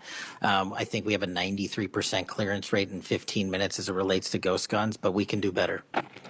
All right, well, just if you could get back to me on all those and talk to the White House. Threats against elected officials have increased exponentially. Members of Congress received more than 9,000 threats last year, up from 1,600 in 2016. There's been a lot of talk about the rhetoric and the like. And if we want to move forward on things like Section 230, or even look if we can do anything on guns, I do think we're going to have to be honest about this all-purpose hater issue, and it has bothered me, this thing, we're going to go after this group, we're going to have to go after this group. I just want to, for the record, show that the murder of Speaker Hortman and her husband, it was Democratic lawmakers on his list. He went to the ones whose addresses he had, by the way. Planned Parenthood was on the list, as were businesses and law firms, doctors. I already mentioned the ones with the Catholic Church shooting. So it is not just as the radicals on the left, what's a quote from the president, are the problems, or destructive movement of left-wing extremism that Vice President Vance said. According to the Anti-Defamation League last year, all the murders were committed. And I'm not actually going to say this because I don't even want to go left-right with this, but you can imagine it wasn't from the left. Cato Institute, conservative think tank, published a study just last week that found terrorists from the right were responsible for 6 times more deaths than people from the left. I actually don't want to go tit for tat on this, but what I am asking for is that this rhetoric of blaming one side or the other stop. If you could convey that to the president, and that we actually work on things that are solutions. So could you commit to me, Mr. Patel, Director Patel, that you will do that? Absolutely, Senator. Okay, thank you. Last, you were asked about social media, and I will put some more questions on the record about that. I think we could make major movement on that. The local FBI helped when the city of St. Paul was a victim of a cyber attack, and I'm concerned about some of the cyber attack cuts. I'll ask you that on the record. AI, I'm glad you raised that. I think we have to do more, but also including election interference because they're using AI videos. I just had one happen in this very committee on me, and I just think they're going to start using it in democracy, election. They could be foreign. Do you think some of this is foreign entities, Mr. Patel? Generally speaking, we have traced a lot of this to loose groups overseas that don't have any sort of central cluster. There's going to be a lot on you then. And then last, I'll put on the record just my concern about protecting journalists. The new guidance that came out of the department. Have you deployed any FBI resources to investigate members of the media for activities related to news gathering, reporting, or reporting on government whistleblowers, something near and dear to the chairman's heart? The only time we would involve an investigation of a journalist if they've conducted or committed an allegation of separate criminal activity, most prominently leaks of classified information. Thank you. Senator Hawley. Thank you very much, Mr. Chairman. Director Patel, good to see you. Thank you for being here.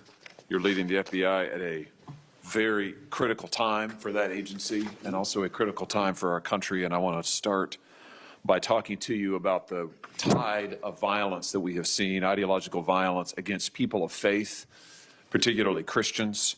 You just think here, take a rough catalog. Just in the last couple of years, we've seen shooting at the Covenant School, Christian school in Nashville. We've seen school shooting at the Annunciation School. We've seen church shootings multiply. We've seen acts of crime and violence, vandalism, arson against churches and parishes all across the country. And then, of course, last week, Charlie Kirk, who said, "I want to be remembered for my courage, for my faith," was shot on a college campus. Let me just start with the assassination of Charlie Kirk. Is the FBI, and I appreciate the tremendous work the FBI has done in this investigation, is the FBI investigating the Kirk assassination as part of this broader pattern of anti-religious, anti-Christian violence?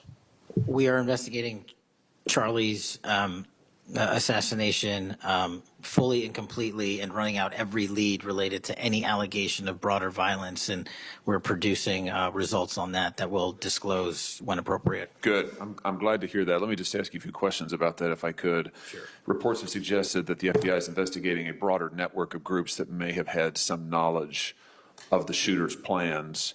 Can you give us any details on that in public? How's the FBI working to find other potential accomplices, folks who may have known about the shooter's plans, folks who may have encouraged him? Any update on any of that? So in terms of what we do for an interrogation perspective, we go and reach out to the family and community immediately. And we've conducted those investigations and interrogations with local law enforcement, and we're continuing to do that because those closest to the suspect are going to hopefully know the most about the suspect and his beliefs and his ideology. On top of that, unfortunately, it has been leaked that there was a Discord chat, and for those unfamiliar with it, it's a gaming chat room online that the suspect participated in. So what we're doing, we've already done, is serve legal process, not just on Discord, so that the information we gathered is sustained and held in a evidentiary posture that we could use in prosecution should it be decided to do so.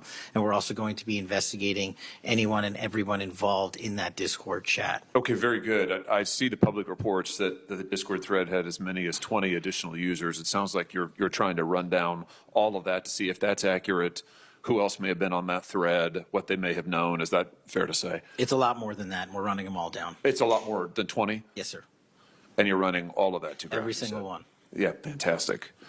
Let me just turn to the broader question here of anti-religious, anti-Christian violence. Let me just give you a few stats that I'm sure that you're all too familiar with. Every person of faith in America certainly is. Major report this past year found that there have been over 400 instances of hostility against churches in the United States in the year 2024. Those included arsons, bomb threats, shootings, and firearm incidents.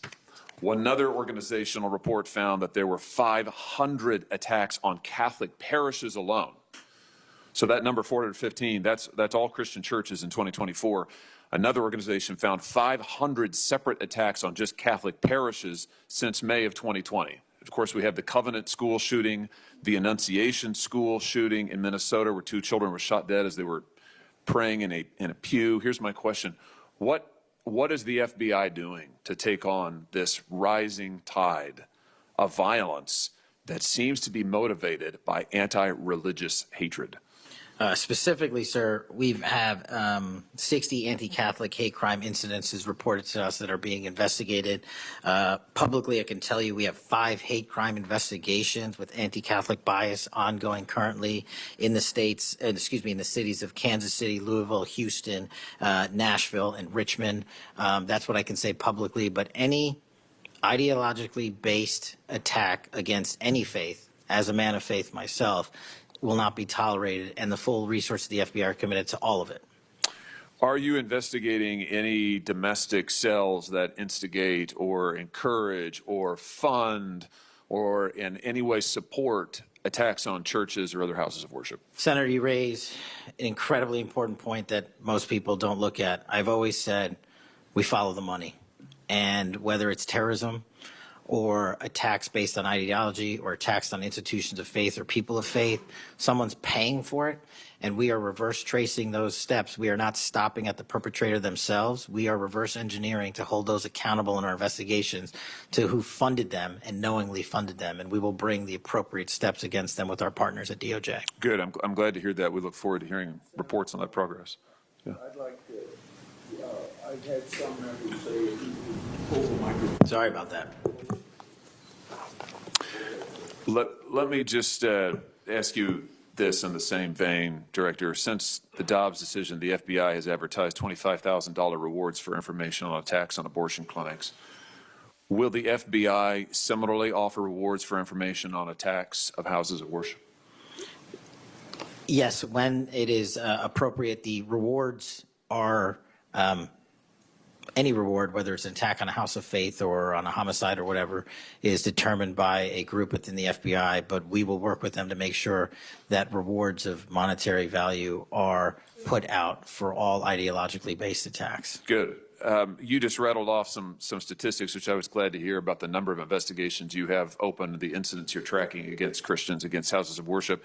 Let me just ask you if you consider designating a senior official as a liaison to houses of worship, to Christian and other religious organizations, to publish metrics on investigations and arrests related to church attacks, church threats, vandalism, arson, et cetera. Will you set up a system for liaising and then reporting so that everybody can see, this committee and the public can see just how many attacks we're talking about, just what the level of threat and violence is and what the FBI is doing to combat it? Senator, you're speaking my language. The private-public sector partnership on this specific issue, just like the other ones we've talked about, is equally transformative to finding those involved in these criminal activities. And with your assistance, I would ask you if you're able to identify someone who's an expert in that area, we will work with them. We will take their information, because as great as the FBI is, we're only as good as the information we can get, and we don't have the reach that the private sector does in some of these areas. Very good. Happy to help on that. Let me ask you about something specific to the FBI, because sadly, as you know, the FBI, when it comes to anti-religious animus, has been part of the problem before you got to this agency. And I know that you remember the infamous memo generated by the FBI that attempted to recruit informants in houses of worship, in particular in Catholic parishes. Your predecessor testified when this information, I just want to reiterate, this memo became public because of a whistleblower. It was not turned over to this committee. It was not disclosed to this committee. In fact, we were told it didn't exist, and then a whistleblower published it, showing that indeed the FBI had recruited informants, attempted to, into Catholic parishes. Your predecessor then testified, sitting right where you are today, he testified that this, I'm going to quote, was a single product by a single field office, end quote. That was a lie. Because we then had additional whistleblowers come forward and say, no, actually, multiple field offices contributed to the drafting of the report.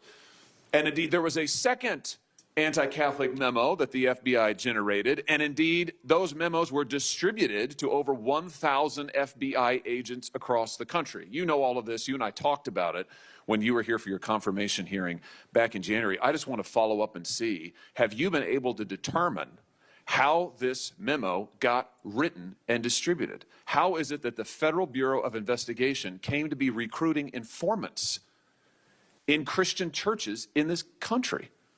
Senator, we did dig in, and we are doing our investigation simultaneously with Congress. And just to put it in perspective, we've provided 700 documents on the Richmond Catholic memo specifically to this committee, whereas my predecessor provided 19 pages. And not only that, but we looked into how the source recruitment structure at the FBI was conducted during this time. And we made adjustments and permanent fixes to ensure that sources are not put into houses of worship unless there is an actual ongoing criminal or international terrorism threat. We will not use sources at this FBI to investigate and cull information just for the sake of culling information in houses of worship. Has anybody been fired for this? There have been terminations related to this and resignations. Good. There need to be, because if this is going to be standard at the FBI, nobody can trust the FBI. You want to talk about violating the First Amendment? This has got First Amendment violation written all over it. It's one of the most revolting chapters in the FBI's history. And considering what we're seeing more broadly in terms of the acts of violence against people of faith, this has absolutely got to end, and the FBI has to lead the way. So I count on you to do that, Director. Let me just, in the minute or so that I have remaining, let me just shift gears and ask you about something else you said earlier. You said that protecting our youth is maybe the FBI's top priority. It's great to hear. Let me ask you about the role of AI chatbots in that, which you've talked about a little bit already today. Are you investigating any cases of AI-generated child sex abuse material? You issued a PSA earlier this year warning that synthetic child sex abuse material, that's where the AI generates it using maybe a real kid's image, but then generates sex material, sex abuse material, illegal under federal law. Is the FBI investigating any instances of this synthetic CSAM material generated by AI that you could speak to? We are investigating dozens of those matters because, let me just say this, as far as the FBI is concerned, generative AI that produces CSAM, child sexual abuse material, under our investigative authorities is treated as equally as if it were actual child sexual abuse material. There's no difference for me in the FBI on this. Let me just ask you one other thing in this vein. I'm sure you've seen the reporting that Meta's AI rules, their own internal guidelines, allowed their chatbots to have sensual, that's their word, sensual conversations with children. We've had instances, multiple instances of children, minors, taking their own lives at the behest of chatbots that instructed them with specificity on how to do it. What's the FBI's role here in investigating what is going on with these chatbots, with these AI companies encouraging? I mean, listen, if an actual person did that, we would say that's grooming. We would say that's child abuse. These companies are doing it. Their own guidelines allow it. What can we do about that? You're referring to NVE, nihilistic violent extremism, and the 764. It has been made a priority of the FBI because they are targeting children, and these chatbots and these generative AI are getting coupled with actual humans who are using them and releasing them because they can do the work faster and quicker than humans can and get into spaces like social media where humans have a difficulty in engaging. And what we're doing is treating any extension of generative AI as the criminal themselves. And we have, I think, I've got to get the number back to you, but over 1,000 investigations related to NVE. We've had numerous takedowns and arrests of 764 individuals, and we are educating. This may be the most important part. I'm directly engaging with the social media and media companies, the internet service providers, to find a way to shut down. There's nothing I can do at the FBI to force them to shut it down, but work with you in Congress to find a way to work with our partners to get that shut down permanently. Thank Senator you. Coons. Thank you, Chairman Grassley. Thank you, Chairman, for calling this hearing. I'm grateful we're continuing this committee's a long tradition of oversight, and in particularly today, oversight of the FBI. Director Patel, thank you for being here. There's a number of issues I hope that we can speak to. I want to start by reading something you said to me during your confirmation hearing under oath. I have no interest, no desire, and will not, if confirmed, go backwards. There will be no politicization at the FBI. Then you looked me in the eyes and said there will be no retribution actions taken by the FBI should I be confirmed as director. I told you that in your office. I tell you that again today. I'm concerned that that's not what's happened, that since you took over as director, you've cleaned house or forced out senior leaders across the Bureau, in particular targeting those that worked on investigations of President Trump. The former you him for political.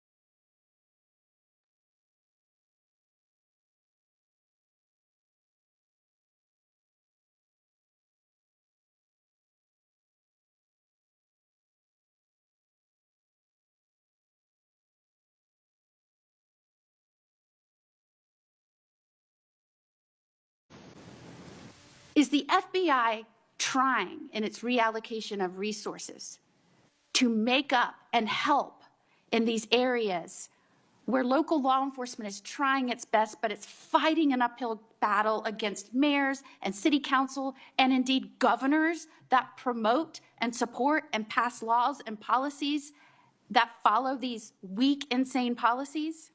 We go into every community where the crime rates are high, and if you look across the board, the crime rates are coming down across the country because the FBI is going in there and doing good police work, and we're not going to be dictated to by mayors or governors. We have federal law enforcement capabilities and responsibilities to our citizenry, and we're executing those on every single day, including rural communities and tribal lands.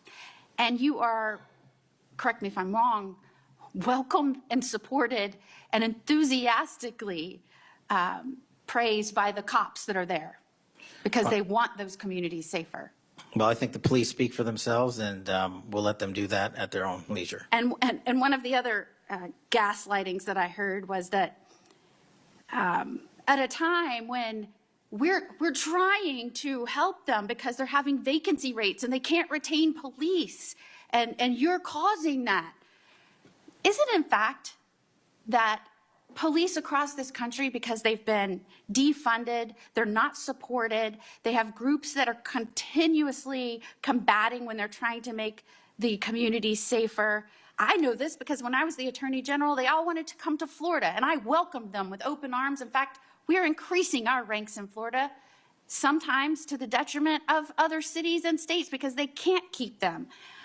They tried to make it sound like it was your fault that we had vacancies in these police ranks around the nation, when in fact, aren't you trying to help bolster their ranks and help them because they have mayors and prosecutors and city councils and governors that won't help them? That's exactly what we did. We did it in D.C., we're doing it in Memphis, we're going to Chicago, Miami, St. Louis, so many other cities across the country. And I'm just grateful that you are doing this, and I commend you for all the numbers that I'm seeing going after the violent crime, helping make sure we are getting the criminals that came here unvetted from other nations out of this country, that you are allocating resources to those efforts. It is all important to make this a stronger, safer nation, and we appreciate you being here today and making sure we're talking truth and not misinformation to the American people. Thank you. Thank you, Senator. Before Senator Schiff, I want a UC to introduce into the record a declassified Clinton Annex. The Clinton Annex is a declassified appendix to the Justice Department Inspector General report about the Clinton email investigation. The annex shows that the FBI had evidence necessary to conduct, quote, thorough and complete investigation, end of quote. But the Comey FBI failed to review the evidence at the time. After nearly a decade in the shadows, this information has now come to light thanks to Dr. Patel, or Director Patel. Senator Schiff. Thank you, Mr. Chairman. Mr. Patel, during your confirmation hearing, you made several important commitments. For instance, you told Senator Coons there will be no politicization at the FBI. There'll be no retributive actions taken by any FBI should I be confirmed as FBI director. So let me ask you very specifically, did you ever take any action to terminate or discipline an FBI agent or employee in whole or in part as retribution for being part of an investigation of Donald Trump or January 6th? No. You also committed, you assured Senator Blumenthal, all FBI employees will be protected against political retribution. So you're testifying today that you played no role in the firing of even a single FBI agent for political retribution. None for political retribution. And if any FBI agent said you did, they would be lying. Is that your testimony? I'm only speaking to my actions. Everybody is allowed to make their allegations. Oh, I no, have these are not- allegations against you. And so, I'm- Mr. Patel, if FBI, senior FBI agents or employees said that you were firing them for political retribution reasons because of the cases they were assigned, you're saying they would be lying. Is that your Anyone that testimony? was terminated at the FBI was done so for failing to meet the standards, uphold their constitutional oath, and effectuate the mission. Well, by meet the standards, are you talking about meet the standards of protecting the president under any circumstance? No. You also guaranteed Senator Blumenthal that every FBI employee will be held to the same, absolute same standard. No one will be terminated for case assignments. Are you testifying today that you never terminated anyone at the FBI in whole or in part because of a prior case assignment? No one at the FBI is terminated for case assignments alone. Well, I'm asking about you, Mr. Patel. Did you, in whole or in part, terminate anyone at the FBI because they worked on the Trump investigation or because they worked on January 6th? No one at the FBI has been terminated for case assignments alone. Okay, you're saying alone. Does that mean they were terminated in part because they were assigned to a January 6th case or assigned to the Mar-a-Lago case? You're being very precise here, Mr. Patel. You're saying alone. That means they were fired in part because they were assigned those cases. Is that your testimony? Absolutely not. But if you want to keep Okay, putting words well, in my mouth, then go let me ahead. ask you, let's strip away the word alone. Did you terminate or participate in any discipline of any FBI employee in whole or in part because of their work on an investigation of Donald Trump or January 6th? Yes or no? Any terminations at the FBI by employees. No, I'm since asking you a I'm- very specific And I'm question. going to answer the question, but you don't like the answer because it's the No, truth and I it guts want your an answer to my narrative. question. I don't want an answer to someone else's question. So let me just be precise, and I ask for a yes or no answer.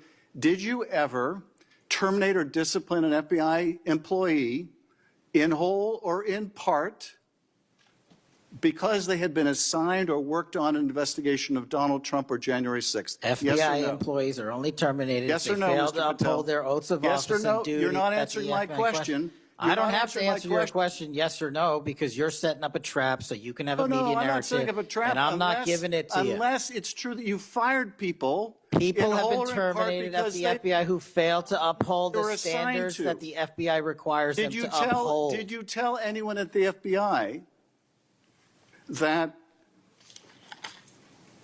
all FBI employees who they identified who had worked on cases against President Trump would be removed from their jobs? Did you tell that to someone at the FBI? Say that I would remove people for case assignments? That you would, that people that were identified as having worked on cases against President Trump would be removed from their jobs? Did you tell that to someone at the FBI? People are not removed But for just case answer my assignments. question. Just answer my question. Did you tell that to People someone? are not removed for case No, assignments. you're not and answering I my would- question. And I would Mr. never Patel, tell anyone. Did you tell someone at the FBI that FBI employees identified as having worked on cases against President Trump would be removed from their jobs? Yes or no, did you tell someone that? I would never tell anyone at the FBI that they're being removed for basically their case assignments. Okay, so anyone who had said that would be lying. Is that your testimony? Anyone can say whatever they want. No, I know, but you're saying they were a liar. I'm telling you what I said. Because this is in the complaint against you, Mr. Patel. So you're saying Mr. Driscoll and others are liars? I'm not going to address the complaint and the ongoing Okay, well then let me litigation. ask you, have you ever told anyone at the FBI that the FBI tried to put the president in jail and he hasn't forgotten it, and that your job depended on the removal of agents who worked on cases against the president? No. Did you ever tell anyone that? No. Okay.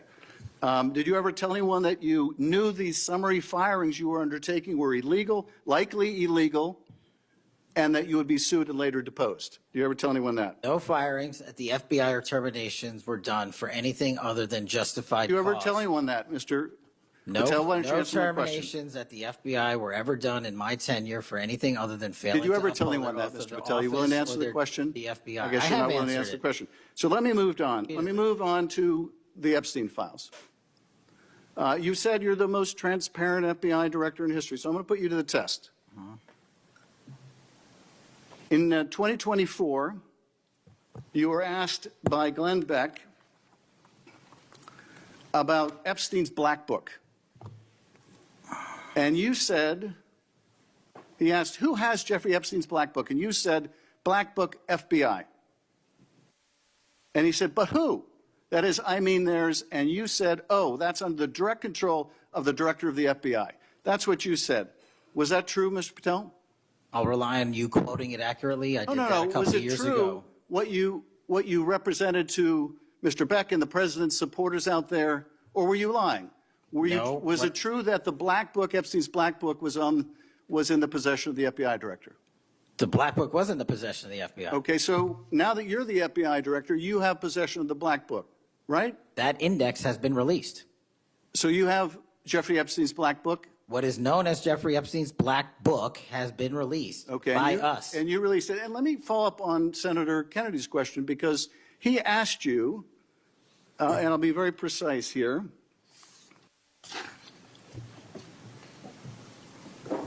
You've seen most of the files. Who, if anyone, did Epstein traffic these young women to besides himself? And you said, himself, there's no credible information, none. If there were, I would bring the case yesterday that he trafficked to other individuals. And Kennedy, the information we have, again, is limited. And Senator Kennedy said, the answer is no one. And you said, for the information we have. So is it your testimony today that in all the Epstein files, that Jeffrey Epstein trafficked no one to anyone but himself? Is that your testimony, Mr. I never Patel? said Jeffrey Epstein didn't traffic anyone else. Did he traffic any young woman to someone other than himself? That was Mr. Kennedy's question, And I Senator Kennedy's said question. the information that 3 administrations have had access to I'm have asking- made determinations that there are no investigative leads that were credible to prosecute and investigate any others. I'm Well, I'm specifically asking stating you whether we it's were your working on. testimony today. Well, you just read that it, and I said it 10 minutes ago, so let the record reflect my I testimony. just want to make sure there's no misunderstanding, because there are victims like Virginia Guifer who have testified otherwise, who have said otherwise, and you're telling the American people today that the Epstein list is a single name and it's Jeffrey Epstein. That's what we're to believe? That's not what I'm saying. That's what you're saying, and Well, you let can me- say let me whatever ask you Let me want. ask you this. When Todd Blanche went to interview Ghislaine Maxwell, she said, but did I think these guys were coming for that? I really don't. If you met Epstein, there's no way that this cast of characters, of which it's extraordinary, and some are in your cabinet, who you value as your co-workers, and you know would be with him if he was a creep or because they wanted sexual favors. A man wants sexual favors, he will find out. They didn't have to come to Epstein for that. And the next question Todd Blanche, the president's former criminal defense lawyer, asked is not who in the cabinet, who are you referring to? His question is, so when's the last time you think you were with Mr. Epstein when he got a massage? So let me ask you, who are those cabinet members that Ghislaine Maxwell is referring to that, that were part of this cast of characters associated with Mr. Epstein? Who are they? The Deputy Attorney General took the aggressive step that no one else did and interviewed Miss Maxwell No, for I'm 2 asking you, days, who are and we the released who are the the cabinet entirety members? of that Who are the cabinet transcript. members? I do not have that transcript in front of me. You're picking it piecemeal. The American And- public can and read the entirety of Let me ask you that. one last question, because you clearly won't tell us the cabinet members associated with Mr. Epstein. Let me ask you one last question. And that is, right after she gives this testimony in front of an FBI agent, among others, she's transferred to a minimum security prison not suitable for a sex offender like herself. Who made that decision and why? The Bureau of Prisons. The Bureau of Decisions made it in Prisons. The Bureau of Prisons decided on their own, without any consultation with Blanche or anyone else, that they were going to suddenly, after this interview, completely unrelated to this interview, completely unrelated to anything she said, move her to a prison not suitable for a sex offender. You want the American people to believe that? Do you think they're stupid? No. I think the American people believe the truth, that I'm not in the weeds on the everyday movements of you're not in inmates. the weeds? What I am The doing is most- protecting the this country, most- the providing most historic significant reform, witness- and the most combating the significant witness, weaponization of the intelligence Epstein by the files likes of you. cover-up And we have gets countlessly proven you to from be a your liar in administration, Russiagate, in and you call January that 6th. being You are in the the biggest weeds? fraud to ever sit in the This United States stinks to Senate. high You are a heaven. disgrace to this This stinks to high institution heaven. and an utter And coward. I'm not surprised. I'm not I'm surprised not that you continue to lie surprised from that your the perch and put on a show view so you can go of you raise money for your and for good charade. reason. You are a political buffoon at best. Well, you can take an internet troll. Take and it make- to you the can take bank an that the internet- FBI is you protecting can this make an country internet troll. and the state and The citizens FBI of the director California. will We always are be bringing nothing more historic than an reform. internet Point of order. But all you care about is a child sex predator that was prosecuted by a prior administration, and the Obama Justice Department and the Biden Justice Department did squat. And what did President Trump do? Bring new charges courageously. And what have we done? Chairman, You said take I'm the control most of this transparent situation. FBI director in history. Take control of this 33,000 pages of information to you. I challenge you to say anything credibly to the truth. Go ahead and run to the cameras where you want to go now. Both of you be quiet. Before I go to Senator Tillis, without objection, want to introduce into the record the Durham Annex. The Durham Annex is a declassified appendix to John Durham's report about Crossfire Hurricane. The Durham Annex contains information exposing a reported Clinton campaign plan to falsely tie President Trump to Russia. For years, I've fought to assemble and publicize all the facts heretofore unknown surrounding Durham's investigation, Crossfire Hurricane, and related matters. The Durham Annex was declassified large part because of Director Patel. Senator Tillis. Thank you, Mr. Chairman. And Director Patel, thank you for being here. I've actually admired the way you've tried to keep your composure over the course of this. Kind of reminds me of an old Far Side comic that said the floggings will continue until morale improves. The last one I just coach you on, don't take the bait, because they're going to use that discussion between you and Senator Schiff, as you've suggested before, to raise money. Just sit down in the quiet confidence that you're doing a good job. Real quick, in less than 30 seconds, give me your resume again on why you're qualified for this position. Thank you, Senator. I served as a public defender and national security prosecutor. I tried over 60 criminal trials to verdict in state and federal court. I served as the lead investigator in the House Intelligence Committee and the counterterrorism expert there, unfolding the Russiagate investigation. I served as the head of counterterrorism for a presidential Whitehouse. I served as the deputy director of national intelligence at the Office of Director of National Intelligence, overseeing our 17 intelligence agencies. I served as the chief of staff to the Department of Defense and the Secretary of Defense, overseeing a $2 trillion financial equity flow, and also defending the homeland and providing for our no-fail mission. We could drill down in details, because I've studied that record, and I think you should be very proud of it. I just did that for the benefit of the liberal media that just keep referring to you as a podcaster, I think, and I appreciate you giving me that resume. Is a good body of work. It's why I supported your nomination so strongly when you were before this committee. Really quickly, too, on the events of last week and the sad death and assassination of Mr. Kirk, I seem to recall that Mr. Zinn, I think, was the first person of interest. He was reported to be saying, I shot him, now shoot me, or something to that effect. Would that have more or less, and your job is to calm the tensions, right? There were people running all over the building. People are afraid over there.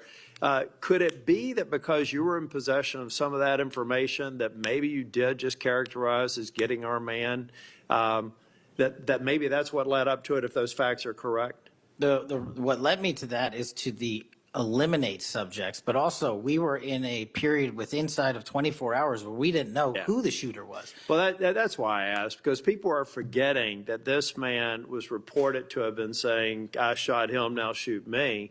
They're also forgetting that he brought in an attorney and said that he'd fabricated the claim to draw attention away from the actual shooter.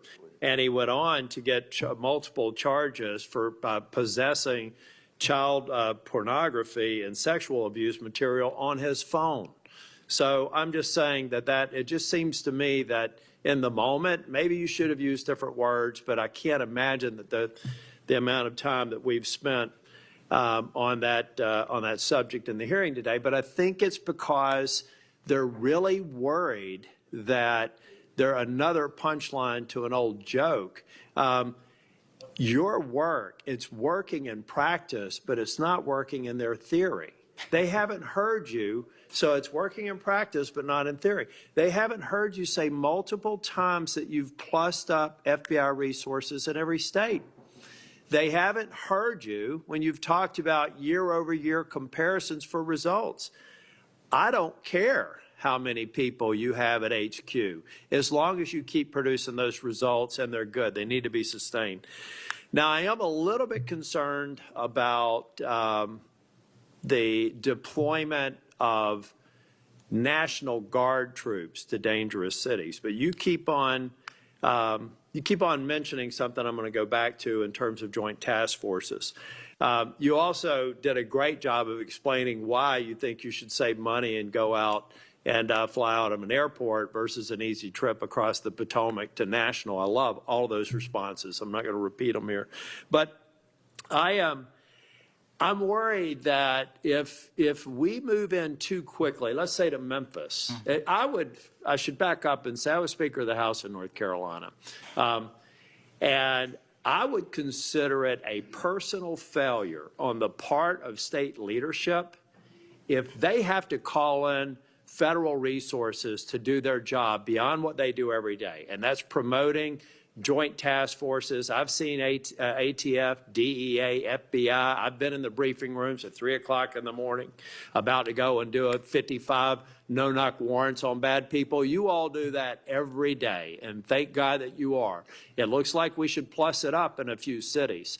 I'd rather use the money to deploy National Guard to just continue to leverage what you're already doing well. And I compliment you because I've got to believe it's a lot of these joint task forces that have increased the apprehension and charging rates. So thank you for that. But do you agree that at the end of the day, if we're going to have a sustained impact on crime, whether it's Memphis or any other city, that we've really got to enable, empower, and continue to support the men and women on the ground there every single day? 100%. Thank you. I think that your cost-benefit mind needs to go into, if I'm about to deploy this many National Guardsmen to a city, what does that cost? And what would that look like if we were plowing that cost of deployment into ongoing, I believe, joint task force, which are working very well. They're working well in North Carolina. So I'd like you to look at it. Now I'm going to move on. The Safer Communities Act, can I get your commitment to get an update? Maybe we could even take a trip out to West Virginia to see how we're doing an extraordinary job of NICS background checks. People are getting them in record time, but we are taking a few guns away from people that probably shouldn't be able to buy that day. Would you agree with that characterization? I would love to have you out and anyone else in this day is to West Virginia to see that I'd like work. to bring some of my colleagues to see it's working. We had people on my side of the aisle saying it was going to be awful, it was going to result in mass confiscation of guns. Not true. They were wrong. This bill's making a difference. I also want to talk about the behavioral health and other components in granting. I know in North Carolina things are going well. I want to make sure that that flow is going out there because the tragic events in North Carolina and Charlotte, the stabbing, I spoke with one of the family members yesterday, I think that we have to recognize that we have magistrates that have a revolving door policy, no doubt about that. And they should be held accountable if they're releasing dangerous people. But I also think that some of the problem is that we simply don't have a place to send people, particularly with respect to behavioral health.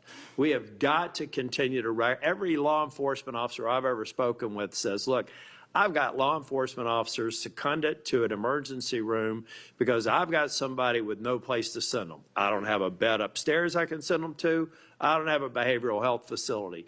We've got to provide more ways to detain people that are a risk to themselves and a risk for the community. And I really do believe the Safer Communities Act is a good framework for doing that. That's only a comment.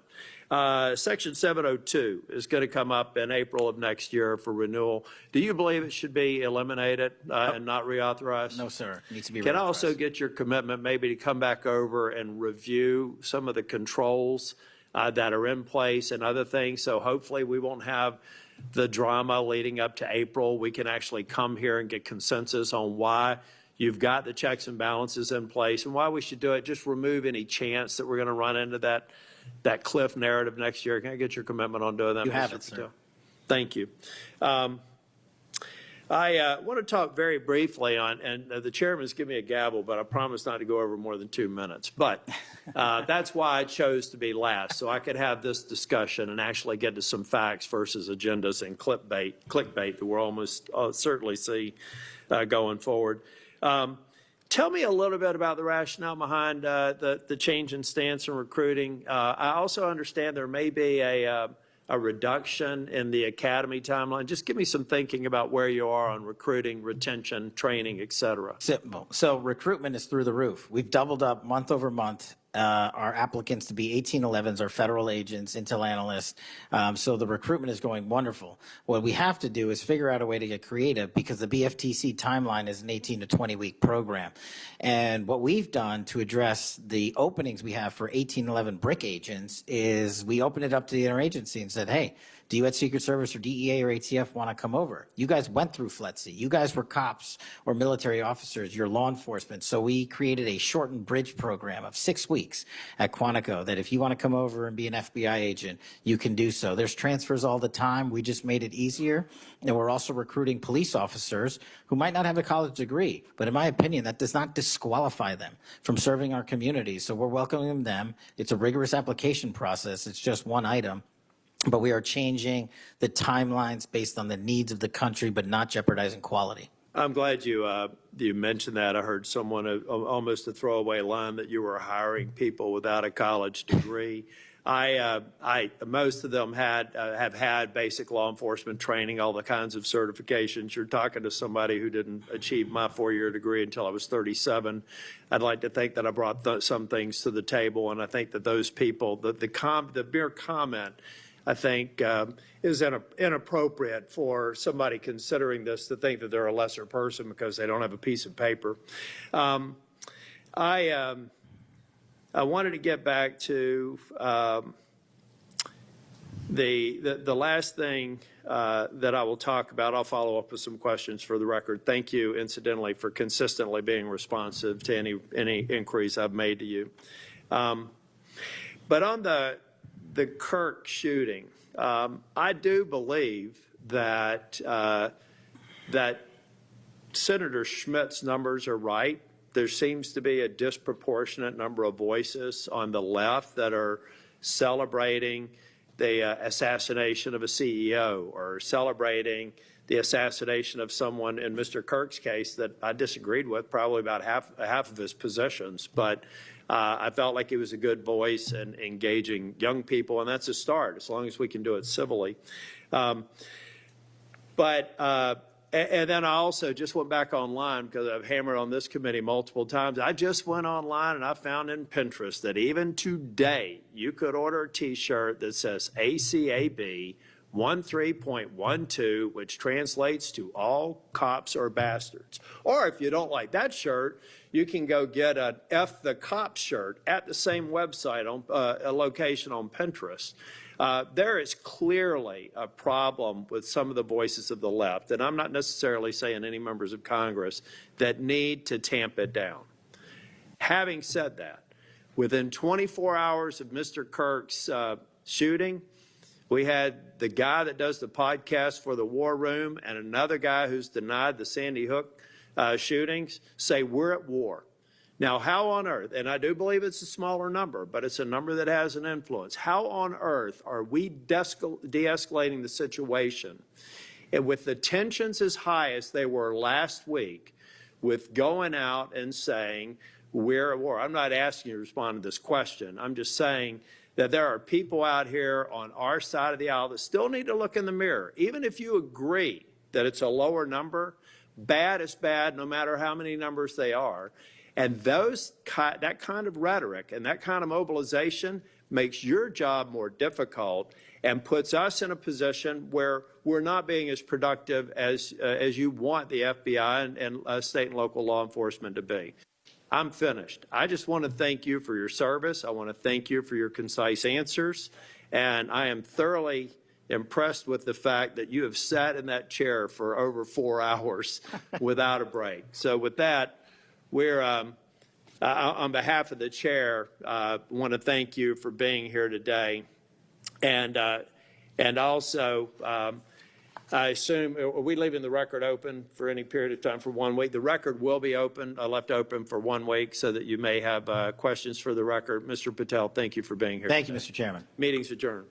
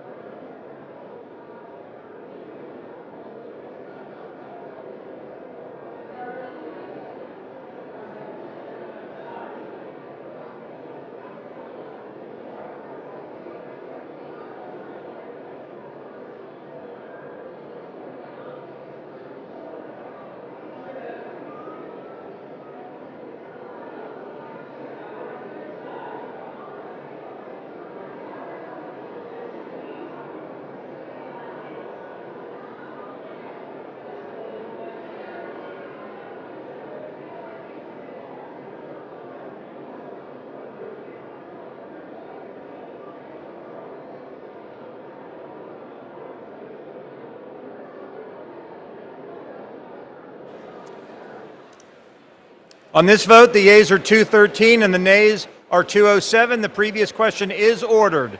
The question's on adoption of the resolution. Those in favor say aye.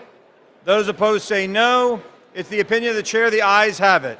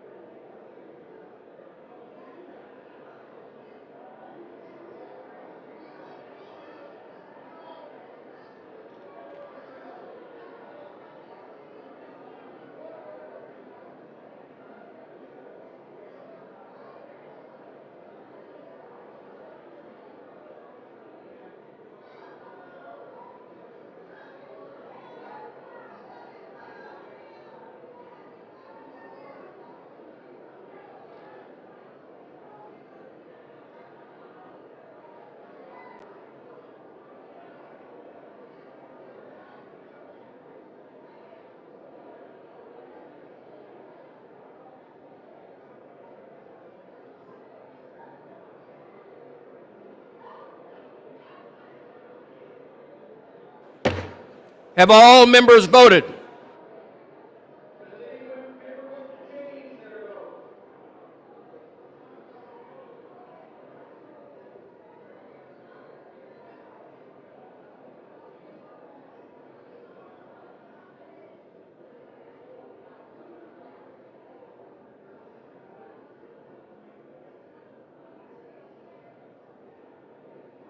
The yeas are 213, the nays are 211.